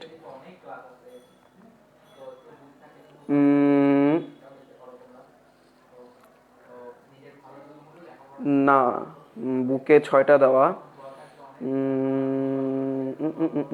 ওকে, আমি একটু আপনাদেরকে বলে রাখি যে আমাদের মেডুলা অংশটা কিন্তু রেনাল পিরামিড দিয়ে গঠিত। বুঝতেই পারতেছেন যে রেনাল পিরামিড এই অংশগুলো দিয়েই কিন্তু আমাদের মেডুলা অংশটা গঠিত। এখন এই রেনাল পিরামিড কিন্তু মেডুলা অংশে বলুন তো কয়টা থাকে? মেডুলা অংশে রেনাল পিরামিড 8 থেকে 10টা থাকে। 8 থেকে 10 বাংলায় লিখলাম, হ্যাঁ। এখন আপনাকে তাহলে কিন্তু যখন আপনি ছবি আঁকবেন আপনাকে মিনিমাম 8টা আঁকতে হবে, ম্যাক্সিমাম 10টা আঁকতে হবে। আপনি 9টা আঁকলেও অসুবিধা নেই। অর্থাৎ এইটা আপনি কিভাবে আঁকবেন দেখেন, খুবই ইজি। আপনি একটা জিনিস চিন্তা করেন, আমি যেখানে ওই যে পরে মুছে এমনি ঢেউ খেলে দিলাম না, ওই জায়গা থেকে কিন্তু আমরা রেনাল পিরামিডগুলো আঁকেছি। তো ওই যে ঢেউ খেলে দেওয়ার সময় নীল কালারের এই যে জিনিসটা, এই জিনিসটার সবসময় মনে রাখবেন যে আপনি কয়টা ঢেউ দিচ্ছেন, ঠিক আছে? এটা কিন্তু আপনার উপর ডিপেন্ড করে। বিষয়টা কিন্তু খুব বেশি ইজি না। দেখেন, আমি 1টা দিছি, 2টা দিছি, 3টা দিছি, 4টা দিছি, 5টা, 6টা, 7টা, 8টা ঢেউ দিছি। এই জন্য আমার 8টা রেনাল পিরামিড আমি গঠন করেছি। তো আপনারা চাইলে এইটাকে আরেকটু উপরে দেন, এটাকে আরেকটু নিচে দেন, দিয়ে আরেকটা বাড়ায় দেন, 9টা দেন, আরেকটা বাড়ায় দেন, 10টা দেন, কোনো অসুবিধা নেই। বাট 8টা থেকে 10টার মধ্যে থাকতে হবে। বিষয়টা হচ্ছে এমন। আমরা বিষয়টা এই পর্যন্ত নিশ্চয়ই বুঝতে পারছি। আরেকটা জিনিস আমাদের যেটা জানতে হবে সেটা হচ্ছে এই জিনিসটাকে কি বলা হয়? এই যে এই জিনিসটাকে বলা হয় হচ্ছে ইউরেটর। এখন দেখেন বিষয়টা, আমি কিন্তু আপনাদেরকে বলেছিলাম যে একটা বৃক্কে থাকে একটা ইউরেটর, তাহলে 2টা বৃক্কে কয়টা থাকবে? অবশ্যই এবং অবশ্যই কিন্তু 2টা ইউরেটর থাকবে। তো আমাদের বিষয়টা ক্লিয়ার হয়ে যাওয়ার কথা। এখন আসেন এই 2টা ডান্ডা, যে 2টা ডান্ডার কথা আমি বলেছিলাম, এই 2টা ডান্ডার মধ্যে একটা কিন্তু অন্তর্মুখী এবং আরেকটা কিন্তু বহির্মুখী। বলতে পারেন অন্তর্মুখী ডান্ডাটাকে কি বলা হয় এবং বহির্মুখী ডান্ডাটাকে কি বলা হয়? Comment first. অন্তর্মুখীকে কি বলা হয়? অন্তর্মুখীকে এ দ্বারা লেখেন, যে এ ইকুয়াল টু বা তীর চিহ্ন দিয়ে অমুক। আর বহির্মুখীকে বি দ্বারা লেখেন, বি অমুক। দেখি তো, দেখি দেখি দেখি দেখি দেখি, জলদি জলদি জলদি জলদি জলদি বলতে হবে, কেমন পারেন? ওকে ওকে ওকে,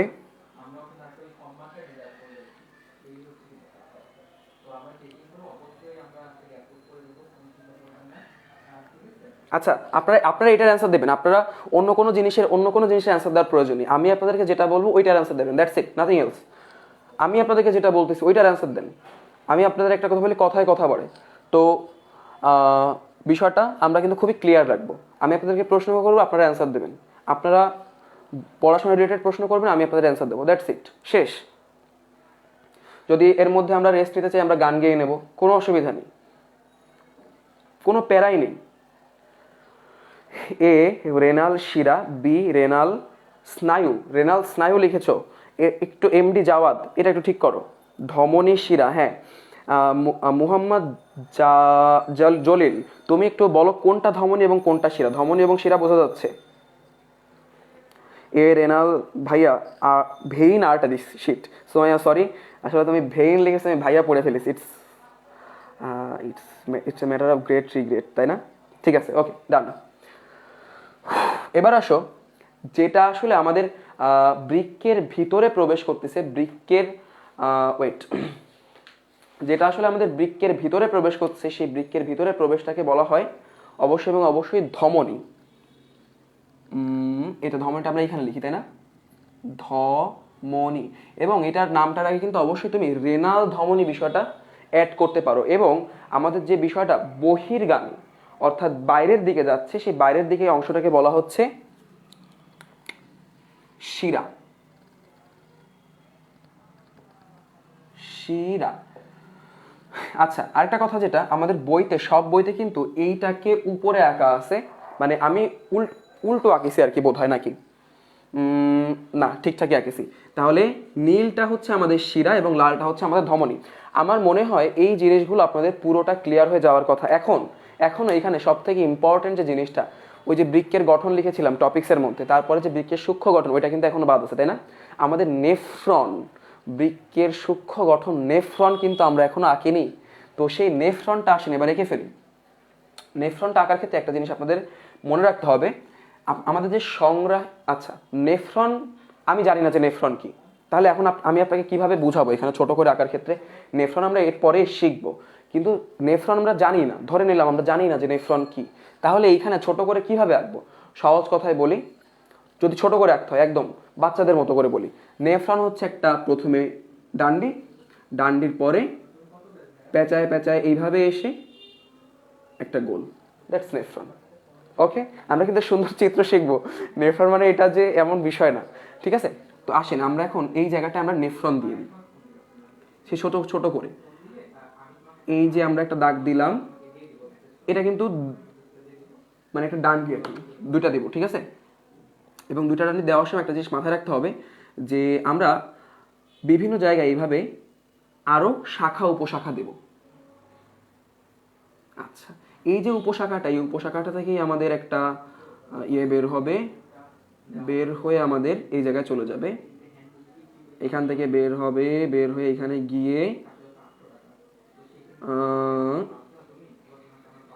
এখান থেকে উপরের দিকে, এটা এই যে লাঠিটা, এই লাঠিটা কিন্তু একটা গুরুত্বপূর্ণ অর্থ বহন করে। এই জিনিসটা আমরা একটু পরে শিখবো। আচ্ছা, এ ধমনী, বি শিরা, ধমনী শিরা, ধমনী শিরা। ওকে ওকে ওকে ওকে ওকে, ডান ডান ডান ডান ডান ডান। ওইটা নিয়ে আসলে আমরা বিষয়টা আর মাথা ঘামাবো না, ঠিক আছে? আমাদের ওইটা শেষ। আচ্ছা, এখন আসেন এইটার মাথায়, এখানে একটু পেঁচায় দেন, একটু পেঁচায় এই পাশে নিয়ে আসেন। এইটার মাথায় আমাদের একটা এরকম গোল দিয়ে দেন, দ্যাটস ইট, নাথিং এলস। এখন একটা বিষয় খেয়াল রাখতে হবে, আমরা বিষয়টা কিভাবে আঁকলাম? বিষয়টা আমরা আঁকলাম, এই যে লাঠিটা না, এই লাঠিটা এবং এই যে এই পাশ থেকে একটা নালি এসে সুতা দড়ির মতো এসে যে গোল, এর একটা অংশ থাকবে হচ্ছে কর্টেক্সে। কর্টেক্স মানে কি? ওই যে নীল কালারের ওই পাশে। আর নিচের অংশটা, অর্থাৎ এই অংশটা থাকবে হচ্ছে মেডুলায়, অর্থাৎ কর্টেক্সের থেকে এই পাশে। আমরা বিষয়টা বুঝতে পারছি, তাই না? অর্থাৎ একটা অংশ থাকবে ওই পাশে, একটা অংশ থাকবে এই পাশে, এইভাবে আঁকতে হবে কিন্তু আপনাদের, তাই না? তাহলে এইখান থেকে আমরা একটা জিনিস জেনে ফেলি যে আসলে কোনটাকে কি বলে। এই যে উপরে যে গোল অংশটা দিলাম, এই গোল অংশটার নাম হচ্ছে গ্লোমেরুলাস। গ্লোমেরুলাস, গ্লোমেরুলাস, বিস্তারিততে আসতেছে একটু পরে। আর এই যে লাঠির মতো অংশটা, এটাকে বলা হয় সংগ্রাহী নালিকা। লাঠির মতো অংশ বা দণ্ডাকার, এটা বলার কারণ হচ্ছে প্রথমে যদি সংগ্রাহী নালিকা বলতাম আপনারা কিন্তু বিষয়টাকে রিলেট করতে পারতেন না। দেখেন দণ্ড বলেছে, আপনারা কিন্তু রিলেট করতে পারতেছেন, তাই না? তো এটাকে বলা হয় সংগ্রাহী নালিকা। সংগ্রাহী নালিকা। তো আমাদের মোটামুটি বৃক্কের যে বিষয়টা, বৃক্কের বিষয়টা কিন্তু আমরা এখানে শেষ করতে চাই। আচ্ছা, একটা কথা যেটা, এটা কিন্তু আমাদের জানতে হবে, এটা রেনাল, ঠিক আছে? রেনাল ধমনী, রেনাল শিরা। রেনাল যে শিরা সেটা কিন্তু বহির্মুখী এবং রেনাল যে ধমনী সেটা কিন্তু অন্তর্মুখী। এটা কিন্তু খুব সুন্দর করে এটা বাহ্যিক গঠনের মধ্যে লিখতে পারেন, ঠিক আছে? যে কি বললাম, রেনাল শিরাটা হচ্ছে বহির্মুখী এবং রেনাল ধমনীটা হচ্ছে অন্তর্মুখী। দেখি তো সব ঠিকঠাক কিনা। রাবেয়া বসরি, ঠিক আছে ঠিক আছে, ওকে ওকে ওকে ওকে ওকে। আচ্ছা, আপনারা শুধু আমার কোশ্চেনের অ্যান্সার দেন, আপনারা শুধু আমার কোশ্চেনের অ্যান্সার দেন। যে যে যে ওই কোশ্চেনের অ্যান্সারগুলো দিচ্ছে সেইগুলো ফলো করেন, দ্যাটস ইট। আপনাদের আর কিছু ফলো করার দরকার নেই, কোনো কিছু খেয়াল করার দরকার নেই। যারা যারা ক্লাস করছেন তারা শুধু এইটুকু কাজ করেন, ঠিক আছে? আর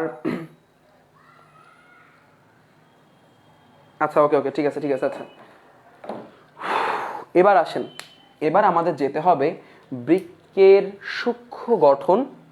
এই যে জিনিসটা, এই জিনিসটা সংগ্রাহী নালিকা এবং গ্লোমেরুলাস, এটা কিন্তু একটা নেফ্রন, ঠিক আছে? এই যে সংগ্রাহী নালিকা বললাম এবং গ্লোমেরুলাস বললাম। আচ্ছা, একটু দেখাই, এই পুরোটা মিলে কিন্তু কি গঠিত হয়?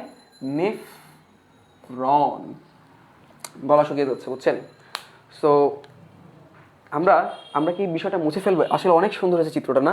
আপনারা যদি স্ক্রিনশট নিতে চান আপনারা নিতে পারেন, অনেক সুন্দর হয়েছে। বোর্ডটা আসলে মুছতে ইচ্ছা করে না। বায়োলজির বিষয়টাই এমন যে সুন্দর একটা চিত্র আঁকবেন, বোর্ড একদম পুরো এই পাশ থেকে ওপাশ ভরায় ফেলবেন, বাট মুছতে ইচ্ছা করবে না।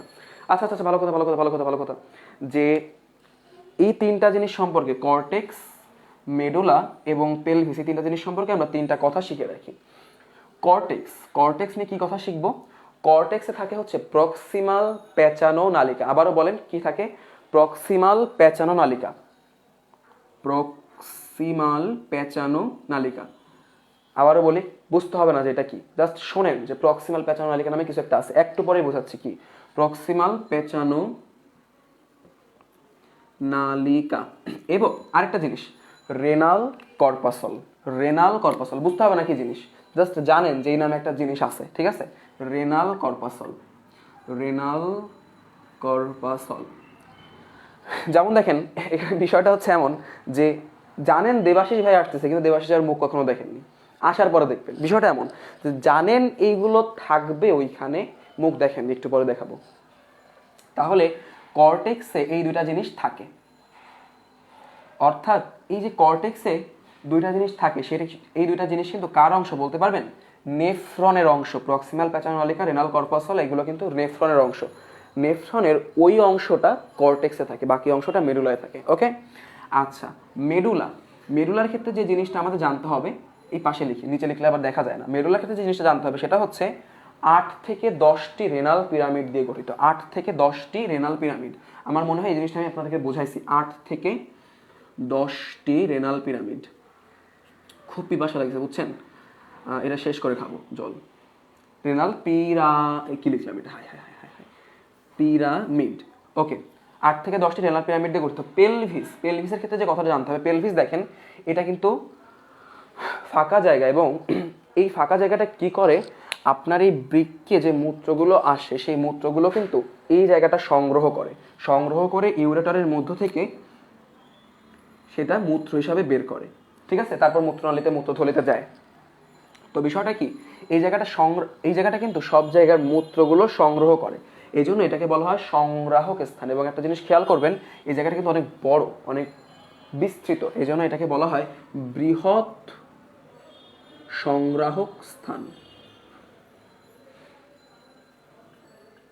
ওকে, আই থিঙ্ক দ্য বৃক্ক is the kidney is almost done, তাই না? আমার মনে হয় হয়ে গেছে। এটা অনেক অনেক ভালো হয়েছে আই থিঙ্ক। তো এরপরে আমি একটু একটু পানি খেয়েই, একটু জাস্ট 1 মিনিটের মধ্যে পানি খেয়েই আমরা আবার ক্লাসটা শুরু করে দেবো, ঠিক আছে? তো আপনারা একটু পানি খেয়ে আসতে পারেন।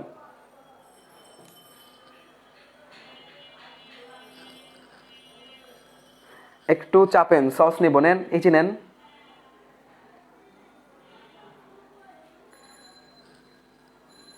আচ্ছা আচ্ছা আচ্ছা, ঠিক আছে। এই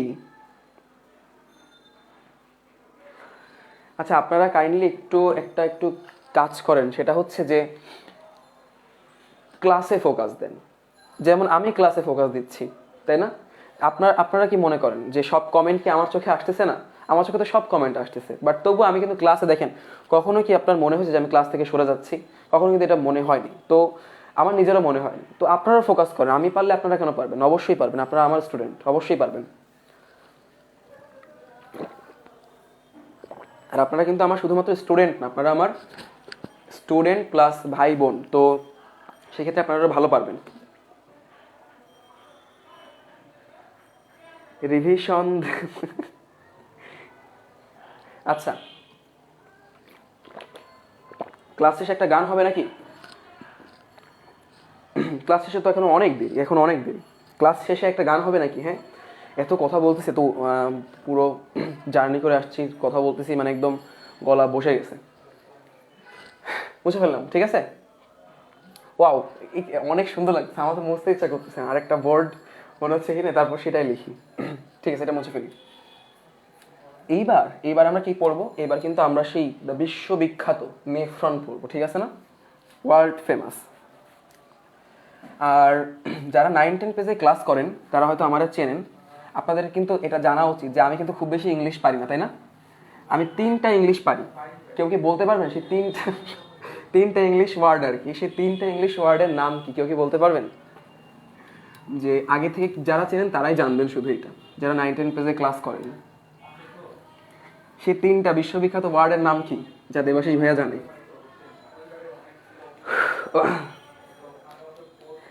এইবার আমরা নেফ্রন আঁকবো।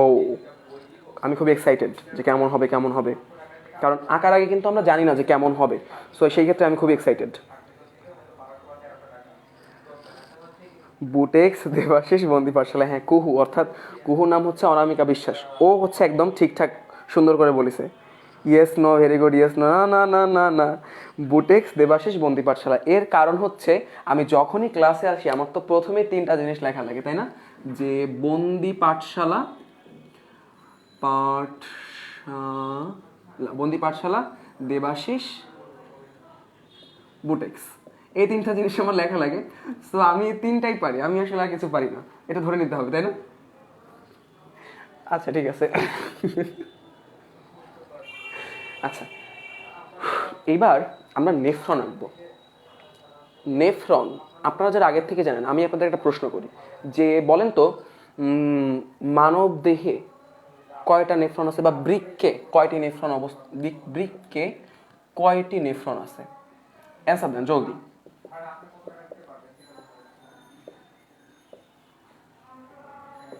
বৃক্কে কয়টি নেফ্রন আছে? দেখি তো, কেউ একজন অ্যান্সার দেন। বৃক্কে কয়টি নেফ্রন আছে? বৃক্কে কয়টি নেফ্রন আছে? এই উপস্থিতি তো কমে গেল কেন? আবার সবাইকে একটু একটু শেয়ার দিয়ে দেন। আবার প্রয়োজন পড়লে ক্লাস শেষের পর শেয়ারটা রিমুভ করে দেন। It's not a big deal, তো এটা তো খুব বেশি সমস্যার কথা না। অনেকে আবার থাকে যে তাদের অনেক সুন্দর সুন্দর আইডি, সুন্দর সুন্দর ছবি দেওয়া, তার মাঝখানে আসলে ক্লাস শেয়ার দেয়, এটা খুব বেশি মানানসই না। এগুলো আমরা বুঝি, বাট তবুও ক্লাসটা শেয়ার দিয়ে রেখে দেন, 1 ঘন্টা পরে রিমুভ করে দিন, সমস্যা নেই। আচ্ছা, 10 থেকে 12 লাখ, 10 থেকে 15 লক্ষ, 10 থেকে 12 লাখ, 10 থেকে 12 লাখ, ভেরি গুড। এই জায়গাগুলোতে কিন্তু অ্যাডমিশনে মারা খাবেন, ঠিক আছে? মারা খাবেন কথাটা আসলে আমার ইউজ করা উচিত হয়নি। এই জায়গাগুলোতে কিন্তু অ্যাডমিশনে ধরা খাবেন, ঠিক আছে? এর কারণটা কি দেখেন, 10 থেকে, আপনারা যদি জিজ্ঞেস করা হয় হাতে কয়টা আঙ্গুল, এটা পরিচিত, আপনি কিন্তু বিষয়টা ধরতে পারবেন যে ভাইয়া কোন হাতে, 1 হাতে নাকি 2 হাতে। আপনাকে যদি শুধু প্রশ্ন করা হয় হাতে কয়টা আঙ্গুল,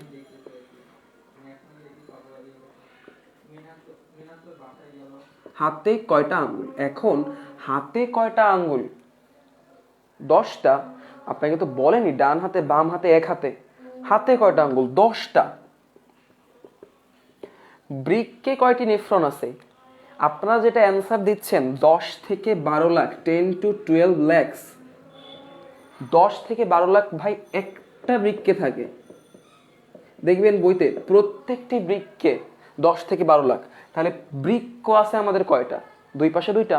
তাহলে দুই পাশে দুইটা বৃক্কে কত থাকবে? 20 থেকে 24 লাখ। 10 দুগুণে 20, 12 দুগুণে 24। দেখি কোনো প্যারা আছে কিনা এটুকুনি? এটুকুনি কোনো প্যারা আছে? প্যারা থাকার কিন্তু কথা না। শেয়ার ডান ভাইয়া, অনেক ধন্যবাদ। 20 থেকে 24 লাখ, হ্যাঁ। শরতের ফুল কুহু, রাবেয়া বষ্টি রাবেয়া, শেয়ার ডান ভাইয়া। ওকে ওকে ওকে, অনেক ধন্যবাদ রাবেয়া, অনেক ধন্যবাদ। 10 থেকে 12 লাখ, ও বুঝছি। 20 থেকে, হ্যাঁ। এই জিনিসগুলো কিন্তু অনেক খেয়াল করতে হবে আপনারা। যে আমি একটা কথা বলি, মেডিকেলে চান্স পাবেন না বা ঢাকা ভার্সিটিতে চান্স পাবেন না, বিষয়টা কিন্তু সবসময় এমন না যে সে পড়াশোনা করেনি। বিষয়টা হচ্ছে যে ওই 3 ঘন্টা বা ওই 1 ঘন্টা বা ওই 2 ঘন্টায় আপনি ওটা ক্যাচ করে উঠতে পারেননি। অনেকে পড়াশোনা না করার জন্য চান্স পায় না আর কি, পড়াশোনা করে না তাই চান্স পায় না। কিন্তু যারা চান্স পায় না, সবাই যে পড়াশোনা না করে গেছে বিষয়টা এমন না। পড়াশোনা সবাই করে যায়, বা ধরেন যারা ভালো জায়গায় চান্স পায় তাদের থেকেও হয় কি অনেকে পড়াশোনা বেশি করে যেতে পারে। কিন্তু ওই যে 1 ঘন্টা 2 ঘন্টা 3 ঘন্টা, ওই 1 ঘন্টা 2 ঘন্টা 3 ঘন্টায় যদি আপনি প্রপার ইউজ করতে না পারেন তাহলে কিন্তু একদম শেষ, ওইখানেই শেষ। তো আপনি এখন এসএসসির পড়া পড়েন অথবা এইচএসসি পড়েন অথবা অ্যাডমিশন পড়েন, সবসময় একদম নিচে থেকে, একদম কি বলে, বেস থেকে পড়ে পড়ে পড়ে পড়ে বুঝে বুঝে পড়ে পড়ে পড়ে পড়ে যেতে হবে, ঠিক আছে না? বুঝে পড়লে কিন্তু অনেক দূর যেতে পারবেন। শর্টকাট আর মুখস্থ করা দুইটা কিন্তু, ওই যে একটা আছে না, শর্টকাটে হচ্ছে একপাশে গিয়ে ভেঙে পড়বেন আর যা পথই নেই, আপনি যেতেই পারবেন না। আর মুখস্থ ওই জায়গায় এসে আপনি দাঁড়ায় পড়বেন, কারণ মুখস্থ করে আপনি কিছুদিন ভুলে যাবেন। যা মুখস্থ করেছিলেন ভুলে গেছেন, অর্থাৎ মুখস্থ করার আগে যেমন ছিলেন মুখস্থ করার পরে ভুলে সেম হয়ে গেছেন, বিষয়টা এমন। তাহলে কি করতে হবে? আমাদের বুঝে পড়তে হবে, একদম বুঝে পড়ে অনেক রাস্তা পার হতে হবে আমাদের, ঠিক আছে? এই বিষয়টা খেয়াল রাখতে হবে। তাহলে বৃক্কে কয়টি নেফ্রন আছে? বৃক্কে কিন্তু অবশ্যই 20 থেকে 24 লাখ নেফ্রন আছে। এবং অ্যাডমিশনে যদি আপনাদের প্রশ্ন আসে যে আপনার নাম কি, খুব ভেবে চিন্তে অ্যান্সার দেবেন, প্রত্যেকটা ওয়ার্ড পড়বেন, আপনার নাম কি।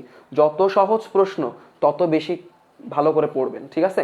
কারণ একটা কথা মনে রাখবেন, সহজ প্রশ্ন মানেই কিন্তু তার মধ্যে একটু প্যাচ থাকতে পারে, থাকবে তা বলছি না, পারে। আমার ব্যক্তিগত অভিজ্ঞতা থেকে বলতেছি, ঠিক আছে?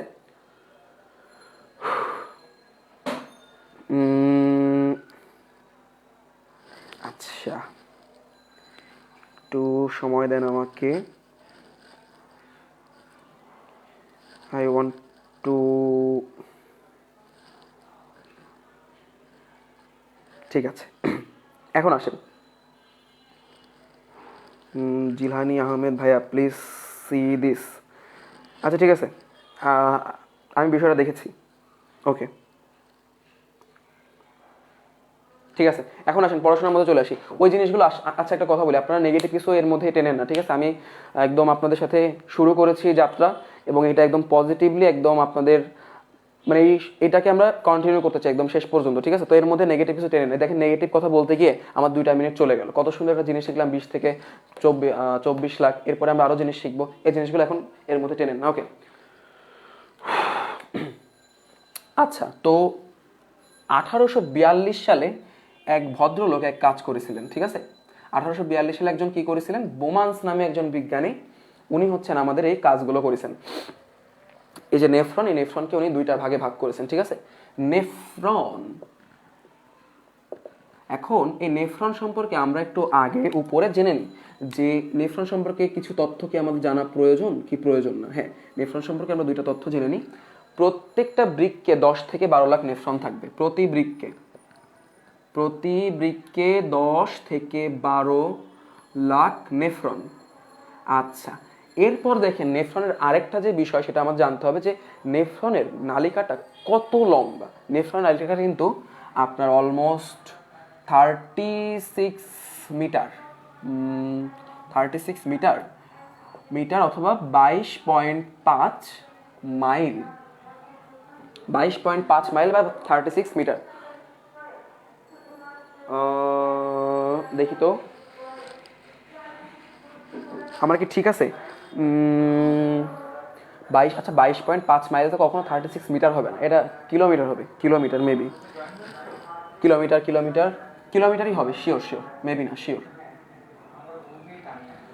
36 কিলোমিটার 22.5 মাইল। Okay, done. সবাই কিন্তু ক্লাসে মনোযোগ দিতে হবে, মনোযোগ। এখন আমরা আরেকটা একদম সুন্দর টপিক শুরু করব। আমি মোবাইলটা এখন রাখলাম, রেখে আমরা একটু ডিরেক্ট ক্লাসে চলে যাব, ঠিক আছে? তো এখন আসেন, নেফ্রনকে দুইটা মানে মেইনলি দুইটা ভাগে ভাগ করা হয়। এই জিনিসটা খাতায় তুলবেন। আমার হচ্ছে, আমি কেন এটা একবারে করতেছি না, কারণ আমি যদি এই পাশে নেফ্রনের দুইটা ভাগ দেখাই তারপর এই পাশে ছবিটা আঁকতে যাই, তাহলে হচ্ছে আমি বোর্ডে জায়গা পাবো না। এই জন্য আমি প্রথমে এটা করবো, তারপর এটা মুছে তারপর আমরা হচ্ছে নেফ্রনের চিত্রটা আঁকবো। তো যখন আঁকবো তখন কিন্তু বলবো যে এরকম ছিল, এরকম ছিল, এরকম ছিল, এরকম ছিল, ওই জিনিসগুলো কিন্তু ক্যাচ করে ফেলতে হবে। তো এখন আসেন, নেফ্রনের প্রধানত যে দুইটা ভাগ, সেই দুইটা ভাগের মধ্যে আপনার প্রথম যে ভাগটা, প্রথম ভাগটার নাম হচ্ছে renal corpuscle. Yes, renal corpuscle, renal corpuscle. আচ্ছা, রেনাল কর্পাসলকে কিন্তু মালপিজিয়ান বডি এই নামেও ডাকা হয়। কি নামে ডাকা হয়? মালপিজিয়ান বডি, জিয়ান বডি। সুন্দর করে লিখে ফেলবেন কিন্তু, সুন্দর করে। নেফ্রনের আরেকটা ভাগের নাম কি? এনিওয়ান, কেউ কি বলতে পারবেন?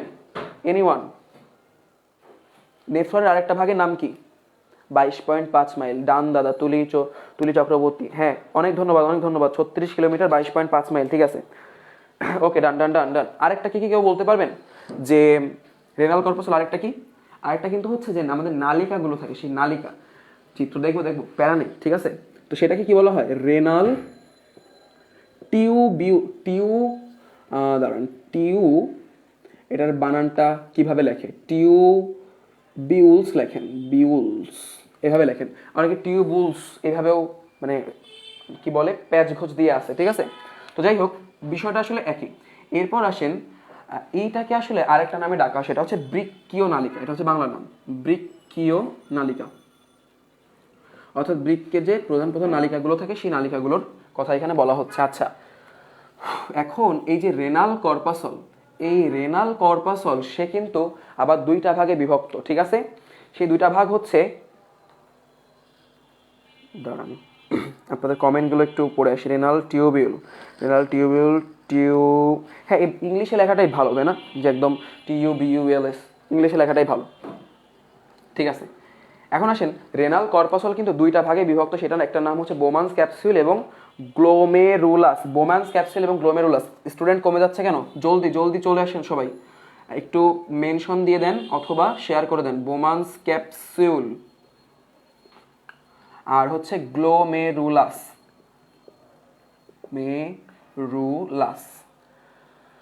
আচ্ছা, এই বোমান্স ক্যাপসুল কি জিনিস, গ্লোমেরুলাস কি জিনিস, এই জিনিসগুলো কিন্তু আমরা একটু পরে আসতেছি। এখন আসেন, এই পাশে আমরা রেনাল টিউবিউল, এইটা একটু দেখে ফেলি। রেনাল টিউবিউল বা বৃক্কীয় নালিকা, এটা কিন্তু তিনটা অংশে বিভক্ত, তিনটা প্রধান অংশে বিভক্ত, ঠিক আছে। এই তিনটা প্রধান অংশের নাম কি কি? প্রথমটাকে বলা হয় নিকটবর্তী পেঁচানো নালিকা। নিকটবর্তী পেঁচানো নালিকা, এটা কেন নিকটবর্তী বলা হয় সেটা আমরা দেখব। নিকটবর্তী পেঁচানো নালিকা। আচ্ছা, এই নিকটবর্তী পেঁচানো নালিকার কিন্তু আরো একটা নাম আছে, সেটা হচ্ছে প্রক্সিমাল পেঁচানো নালিকা। একটু আগে বললাম না, ওই যে ওইখানে আমরা দেখব, আমরা কিন্তু আস্তে আস্তে ঢুকতেছি। প্রক্সিমাল পেঁচানো নালিকা। এখন নালিকা, এখন এটাকে ইংলিশে প্রক্সিমাল কনভুলেটেড নালিকা আপনি বলতে পারেন। এটাতে আসলে কোনো প্যারা নেই, ঠিক আছে। এখন এই প্রক্সিমাল কথাটা কেন বলা হয়? এটা আসছে হচ্ছে অ্যাপ্রক্সিমেট কথা থেকে। অ্যাপ্রক্সিমেট মানে কি? প্রায় কাছাকাছি না? তো সেইখান থেকে আমাদের অ্যাপ্রক্সিমেট থেকেই প্রক্সিমাল কথাটা চলে আসছে, ঠিক আছে। ওকে, এরপর আসা হচ্ছে আমাদের হেনরির লুপ।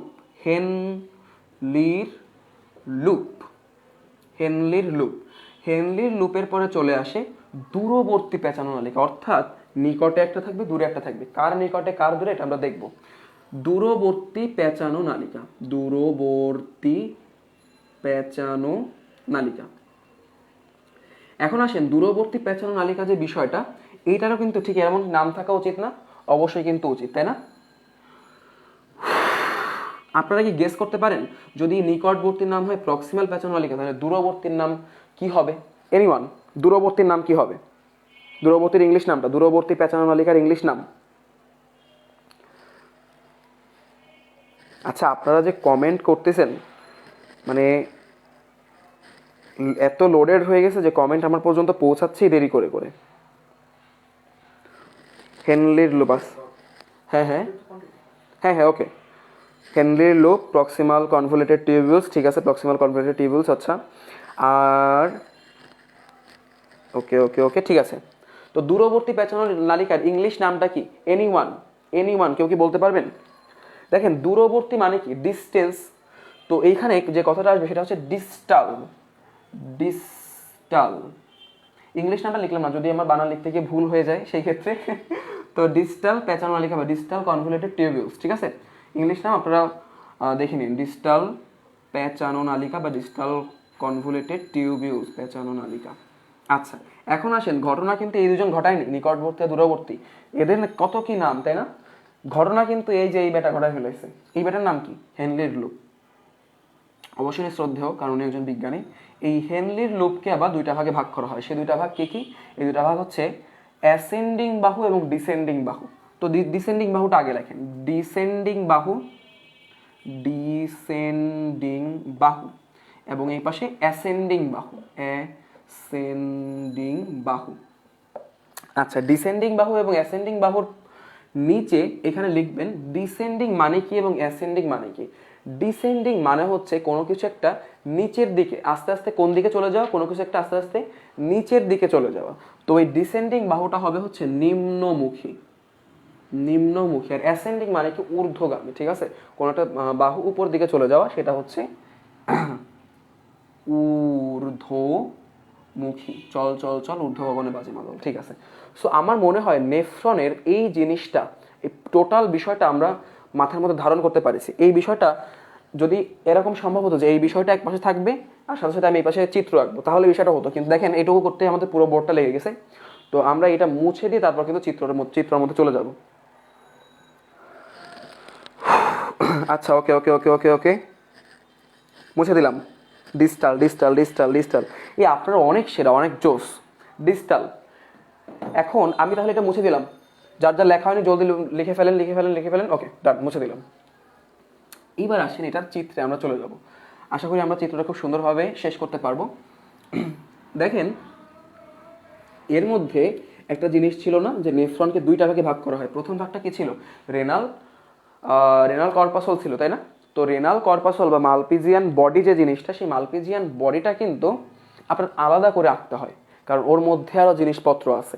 তো আমরা কি করব, আমরা হচ্ছে একটু বিষয়টা বোঝায় বলি, যে ধরেন আমার পুরো দেহটাকে আপনি বর্ণনা করবেন, বর্ণনা করার মাঝখানে আপনাকে আমার মাথাটা আলাদা নিয়ে বর্ণনা করতে হবে। তার মানে কি, যে আপনি যদি আমার দেহটা এরকম মাথা সহ এরকম করে আঁকেন, তাহলে মাথাটা আবার আলাদা যখন বর্ণনা করবেন তখন আমার বড় একটা মাথা আঁকা লাগবে, যে এই হচ্ছে ভাইয়ার মাথা, এখানে চুল আছে, এর মধ্যে ব্রেন আছে, অনেক কিছু আছে। তো আমরা বিষয়টা কি করব, আমরা দুইবার চিত্র না এঁকে আমরা এই মাথাটাই এইখানে আঁকবো বড় করে, ঠিক আছে। তার মানে কি, তার মানে কি দেবাশিস ভাইয়ের মাথাটা এত বড়? বিষয়টা কিন্তু এমন না। আমরা এটা কেন করব, আমরা কিন্তু এটা করব হচ্ছে জাস্ট আমরা যাতে একটা চিত্রের মধ্যেই সবকিছু আমরা বুঝে ফেলতে পারি। তো আসেন আমরা এখন সেই জিনিসটা শুরু করি, আমরা এখন সেই জিনিসটা শুরু করে ফেলি। ডান। এবার প্রথমে আমরা যেটা আঁকবো সেটা হচ্ছে একটা পেয়ালার মতো অংশ, একটা থালার মতো অংশ আমরা এঁকে ফেলবো, ঠিক আছে। সেই থালার মতো অংশটা দেখেন, I would like to art like this. এটা একটু বড় করে আঁকবো, আগেই বলেছি কিন্তু।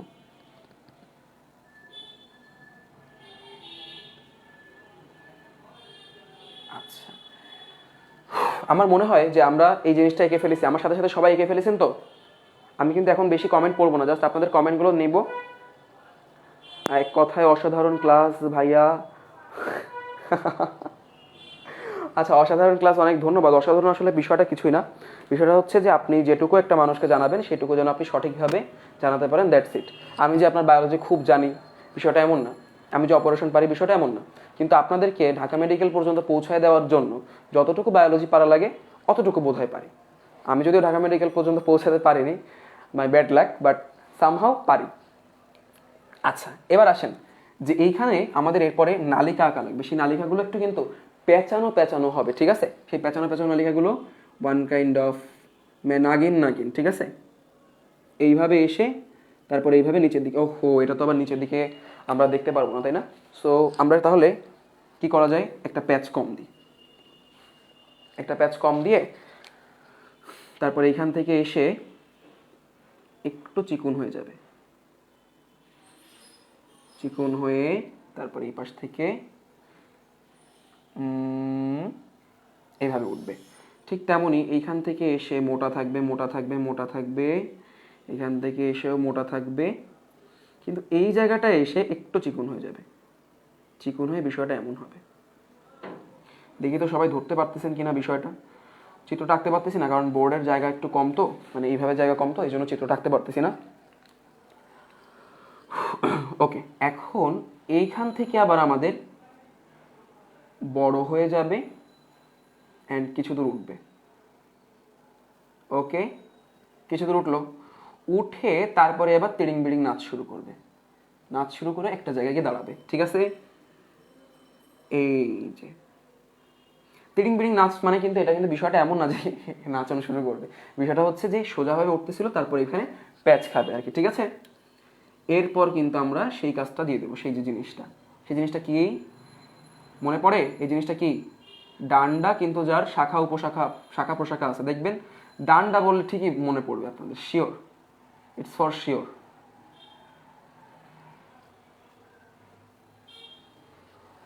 দেখি দেখি দেখি তো দেখি তো এই পর্যন্ত হয়েছে কার কার? এই পর্যন্ত তাড়াতাড়ি তাড়াতাড়ি তাড়াতাড়ি, আমরা ক্লাসটা বেশি দীর্ঘায়িত করবো না, আপনারা অনেকক্ষণ বসে আছেন, এখনো অলমোস্ট 273, যে 273 জন আছেন তারা কিন্তু প্রথম থেকেই আছেন, অনেকে হয়তো বোর ফিল করে চলে গেছে বা পরে ক্লাস করবেন, কারণ রেকর্ডে তো থাকবেই। ওকে, নো প্রবলেম। আচ্ছা ঠিক আছে, আচ্ছা ভালো কথা, আমরা তো এটা আরো বাড়াতে পারবো দেখতেছি নিচের দিকে, তাই না? তো আমরা একটু বাড়াই দিই যাতে আমাদের চিত্রটা খুব সুন্দর দেখায়।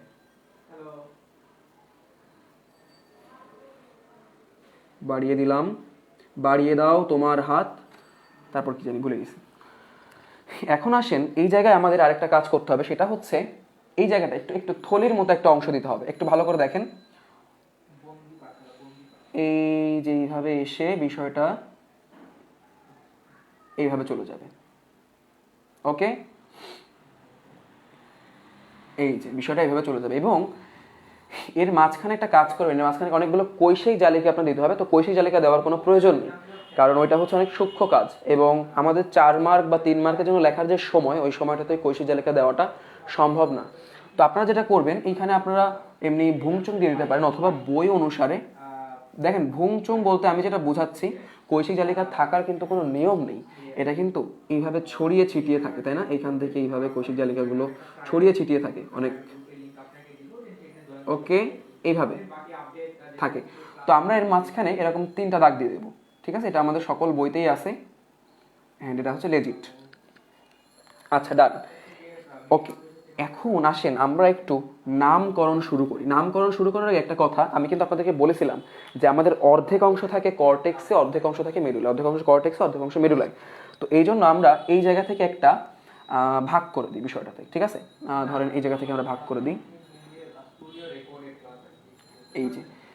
এই যে লাল কালারটা দিলাম, এই লাল কালারের উপরের অংশ এতখানি, এই অংশটা হচ্ছে কর্টেক্স,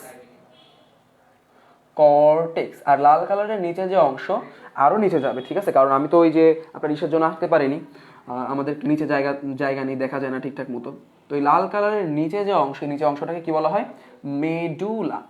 আচ্ছা, কর্টেক্স এবং মেডুলা কোথায়? ওই যে আমার বৃক্কের ক্যাপসিউল সংলগ্ন যে অংশটা, ওইটা কর্টেক্স, নীল কালারের দানা দানা দিয়েছিলাম। আর তার এই পাশে যেখানে 8 থেকে 10টা রেনাল পিরামিড থাকে, ওইটা কিন্তু ছিল আমাদের মেডুলা, তাই না? আমরা কিন্তু বিষয়টা অনেক সুন্দর করে বোঝার কথা আপনাদের, এখানে প্যারা থাকার কোনো কথা না।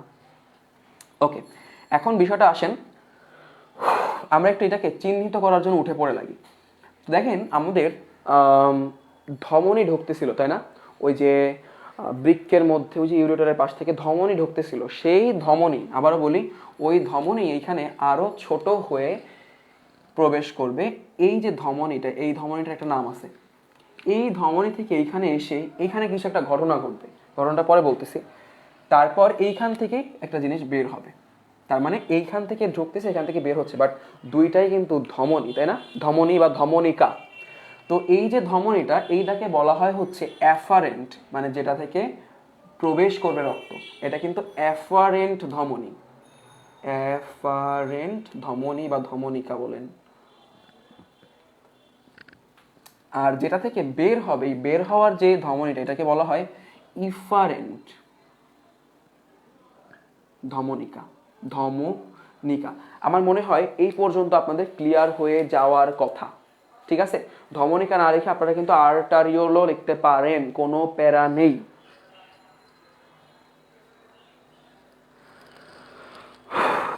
এসএসসি 2022, ওকে, হ্যাঁ প্যারা নেই, এসএসসিতে আসে তো, এটা কোনো অসুবিধা নেই, করেন করেন করেন, প্যারা নেই।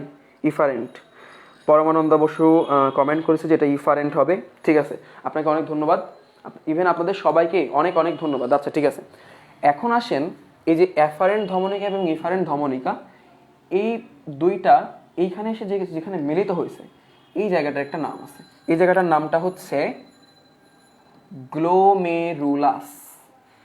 গ্লোমেরুলাস, রুলাস, ওকে, গ্লোমেরুলাস। তো আমাদের কিন্তু এটাই সেই কাঙ্ক্ষিত গ্লোমেরুলাস। এবং দেখবেন এই যে এটা কিন্তু আমি বলেছিলাম যে অনেকটা বেঁকানো আকৃতির, এবং এটা দেখতে অনেকটা ক্যাপসিউলের মতো। আবারও বলি যে এটা অনেকটা বেঁকানো আকৃতির এবং এটাকে দেখতে অনেকটা ক্যাপসিউলের মতো। আর বোমান্স আবিষ্কার করেছিলেন, এর জন্য বোমান্সের আবিষ্কারের নাম অনুসারে এইটাকে বলা হয় হচ্ছে Bowman's capsule. Bowman's capsule, capsule. আশা রাখি এই পর্যন্ত হয়ে গেছে। এখন আসেন এই যে বোমান্স ক্যাপসিউলের বাইরের দিকের যে স্তরটা, সেটার একটা নাম আছে, এবং ভিতরের দিকের যে স্তরটা, সেটার একটা নাম আছে। আবারও বলি, বোমান্স ক্যাপসিউলের বাইরের দিকের যে স্তরটা, সেই বাইরের দিকের স্তরটার একটা নাম আছে, ভিতরের দিকের যে স্তরটা, সেই ভিতরের দিকের স্তরটার একটা নাম আছে। তো আচ্ছা দেখেন, আপনারা কিন্তু খুব সুন্দর করে মনোযোগ দিয়ে ক্লাস করছেন, এটাই কিন্তু চাই, ঠিক আছে? তো মনোযোগ দিয়ে ক্লাস করেন, উল্টাপাল্টা কোনো কিছু দিকে যাওয়া দরকার নেই, কোনো কমেন্ট পড়ার কোনো প্রয়োজন নেই, ঠিক আছে? তো আসেন, বাইরের দিকে যে স্তরটা, এটাকে বলা হয় প্যারাইটাল স্তর, প্যারাইটাল স্তর। আর ভিতরের দিকে যে স্তরটা, সেটাকে বলা হয় ভিসেরাল স্তর, ভিসেরাল স্তর। আচ্ছা, এখন দেখেন এই যে ভিসেরাল স্তর যেটা, সেই স্তর কিন্তু অনেকগুলো কোষের সমন্বয়ে গঠিত। এই কোষগুলোকে কি নামে রাখা হয় সেটা আমি I would like to art it by my black pen. সেই কোষগুলো এরকমভাবে ডাব্লিউ এর মতো দিয়ে দেন, সব জায়গায় দিতে পারেন। এই কোষগুলোকে বলা হয় হচ্ছে পডোসাইট কোষ, পডোসাইট কোষ। আচ্ছা, এখন দেখেন বোমান্স ক্যাপসিউলে প্যারাইটাল স্তর এবং ভিসেরাল স্তরের মধ্যবর্তী যে জায়গাটা, এই জায়গাটাকে বলা হয় ক্যাপসিউলার স্পেস। আবারও বলছি, এই জায়গাটাকে কি বলা হয়? ক্যাপসিউলার স্পেস। মানে বোমান্স ক্যাপসিউলে যে জায়গাটা থাকে, এটাকে বলা হয় ক্যাপসিউলার স্পেস, স্পেস। আচ্ছা, ক্যাপসুলার স্পেসের যে ব্যাসটা আপনারা যদি জেনে থাকেন, সেই ব্যাসটা কিন্তু অবশ্যই এবং অবশ্যই 0.2 মিলিমিটার, 0.2 মিলিমিটার, তাই না? বইতে চেঞ্জ হতে পারে, চেঞ্জ অনুসারে ওইভাবে করবেন, কোনো প্যারা নেই। এখন দেখেন এই যে দণ্ডাকার যেটা, এই দণ্ডটার নাম কিন্তু সংগ্রাহী নালিকা, ঠিক আছে? ওই দণ্ডটার নাম সংগ্রাহী নালিকা, আগেই লিখে ফেলি, সংগ্রাহী নালিকা। এখন দেখেন আমাদের এই গ্লোমেরুলাস গেল, বোমান্স ক্যাপসিউল গেল, আর তার উপরে ধমনিকা গেল। এখন এইখান থেকে যে নীল কালারটা শুরু হয়েছে, এইখান থেকে এই পর্যন্ত আমাদের হচ্ছে যে অংশটা, সেই অংশটার নামই কিন্তু বলতে পারবেন কি? এই অংশটা নামই কিন্তু বৃক্কীয় নালিকা, বা আমরা সেকেন্ড অপশন যেটা দেখেছিলাম। অর্থাৎ আমাদের এইখান থেকে এই পর্যন্ত যে পোর্শন, আমরা যত দূর যা পড়লাম, এইখান থেকে এই পর্যন্ত পোর্শন কিন্তু আমাদের মালপিজিয়ান বডি অথবা রেনাল কর্পাসলের মধ্যে অন্তর্ভুক্ত, তাই না? এখান থেকে এই পর্যন্ত পোর্শনকে কি বলা হবে? মালপিজিয়ান বডি বা রেনাল কর্পাসল, মালপিজিয়ান বডি বা রেনাল কর্পাসল,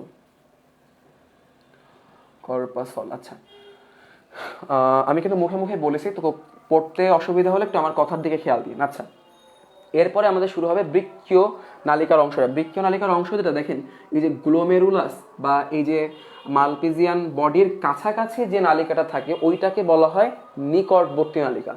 এখন দেখেন এই যে এইটার কাছাকাছি বলেন তো, এই নালিটা আছে, এই সূক্ষ্ম নালিটা আছে, নাকি এরপরের মোটা নালিটা আছে?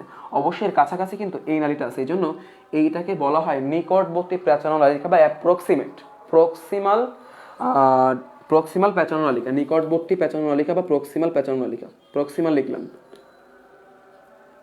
প্রক্সিমাল প্যাঁচানো নালিকা, প্যাঁচানো নালিকা। ওকে, প্রক্সিমাল প্যাঁচানো নালিকা। এখন দেখেন প্রক্সিমাল প্যাঁচানো নালিকার পরে, প্রক্সিমাল প্যাঁচানো নালিকার কিন্তু কিছু অংশটা কোথায় থাকবে, আপনার মেডুলার মধ্যে থাকবে। একটা কথা আমি আপনাদেরকে বলেছিলাম একটু আগেই যে রেনাল কর্পাসল এবং প্রক্সিমাল প্যাঁচানো নালিকা এই দুটো কোথায় থাকবে বলতে পারেন? কর্টেক্সের মধ্যে। যখন ওই যে কর্টেক্স, মেডুলা আর পেলভিস তিনটা আমরা পড়লাম, কর্টেক্সের মধ্যে বলেছিলাম। তো আপনারা কি এখন বুঝতে পারছেন যে এই যে স্তরটা, এই স্তরের উপরের স্তর হচ্ছে কর্টেক্স, কর্টেক্সে আপনার এইটা থাকবে এবং প্রক্সিমাল প্যাঁচানো নালিকাটা থাকবে। ডান, পুরো নেফ্রনের এই দুটো জিনিস এখানে থাকবে।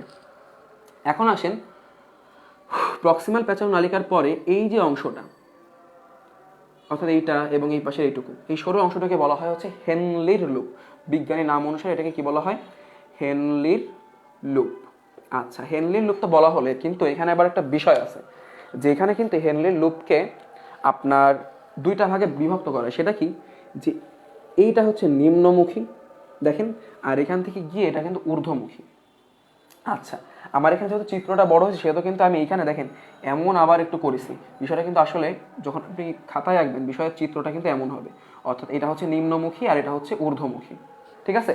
তো নিম্নমুখী যেটা, এটাকে বলা হয় ডিসেন্ডিং বাহু। বুঝতে পারছেন এবার ডিসেন্ডিং কোনটা?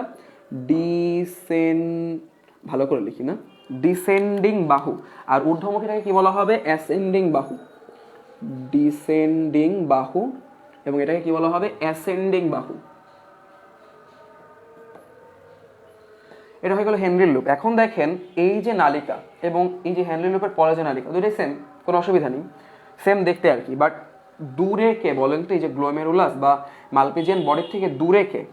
এটা থেকে এটা অনেক দূরে না? তো এই জন্য এইটাকে নাম দেওয়া হয় দূরবর্তী নালিকা, এবং এটা কিন্তু অবশ্যই পেঁচানো, দূরবর্তী পেঁচানো নালিকা। অথবা এটাকে কি বলা হবে? Distal convoluted tubules. ঠিক আছে? সো এটাকে আমরা নাম দিলাম, এটাকে কিভাবে নাম দিতে পারি? এটাকে এখানে নাম দিই দূরবর্তী পেঁচানো নালিকা বা ডিস্টাল পেঁচানো নালিকা। বাংলিশ হিসাবে লিখতে হবে ডিস্টাল পেঁচানো নালিকা। এখন আমাকে একটু কেউ বলেন তো যে এই পর্যন্ত আপনারা বুঝতে পারছেন কিনা দেখি তো।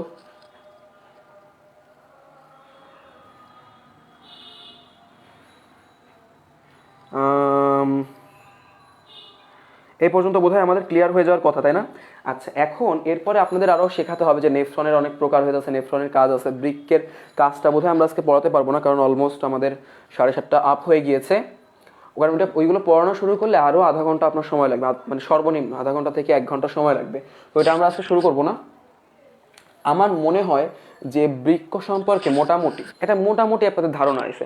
এখন মূত্র তৈরি কিভাবে হয়, সেটা কিভাবে বৃক্ক থেকে মূত্রনালীতে আসে, ইউরেটার হয়ে মূত্রনালী মূত্রথলিতে আসে, সেটার জন্য আর একটু পড়াশোনা করা দরকার ছিল। কিন্তু আমার মনে হয় যতটুকু পড়াইছে অতটুকুতে আপনাদের সমস্যা থাকার কথা না। একটু বলেন তো লাস্টলি যে ক্লাসটা কেমন ছিল, এবং আমি যদি আপনাদেরকে আবার ক্লাস নিতে আসি তাহলে আমার কি কি ইমপ্রুভ করা লাগবে আপনারা কাইন্ডলি একটু জানাতে পারেন, জাস্ট 2 মিনিটের মধ্যে। ক্লিয়ার ভাইয়া? আর্টে প্রবলেম হচ্ছে, ক্লিয়ার ভাইয়া, বুঝছি ভাইয়া, ক্লিয়ার দাদা। 13A মানে কি বুঝলাম না। আচ্ছা, একটু বুঝছি, ঠিক আছে, ওকে। আচ্ছা, আমি সরে দাঁড়িয়ে, আপনারা চাইলে এটা স্ক্রিনশট নিতে পারেন। ঠিক আছে। ব্রুম ব্রুম, আচ্ছা, কুহু বলেছ ব্রুম ব্রুম, ঠিক আছে।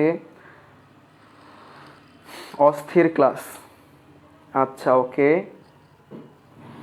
ডান, অল ক্লিয়ার, ঠিক আছে। তাহলে আমরা মোটামুটি আমাদের ক্লাসটা আজকে শুরু করতে পারি, এবং নেক্সট ক্লাসটা কার জানো তো? আমাদের বসের। সো নেক্সট ক্লাসটা করো সুন্দর করে, আপনারা মানে সবাই আপনারা হচ্ছে এখন ফ্রেশ হয়ে নেক্সট ক্লাসের জন্য প্রিপারেশন নেন। আর আগামী 3 দিন যেহেতু আমাদের এই বিষয়টা চলতেই থাকবে, তো একদম আমরাও পুরো দমে আসবো, আপনারাও একদম পুরো দমে চলে আসবেন, ঠিক আছে? সো আজকের মতো আমরা এই পর্যন্তই রাখবো। আপনাদের সাথে আবার হয়তো দেখা হবে, আবার হয়তো দেখা হবে না। যে যাই হোক না কেন, অবশ্যই ভাইয়ার জন্য যে যেখানে আছেন ভাইয়ার জন্য দোয়া রাখবেন। যতটুকু দিতে পারছি জানি না, বাট ভাইয়ার জন্য অনেক অনেক দোয়া রাখবেন, ঠিক আছে? তো সবাই ভালো থাকেন, সুস্থ থাকেন। আমরা আমাদের লাইভটা এখানে শেষ করতেছি। সবাইকে টাটা।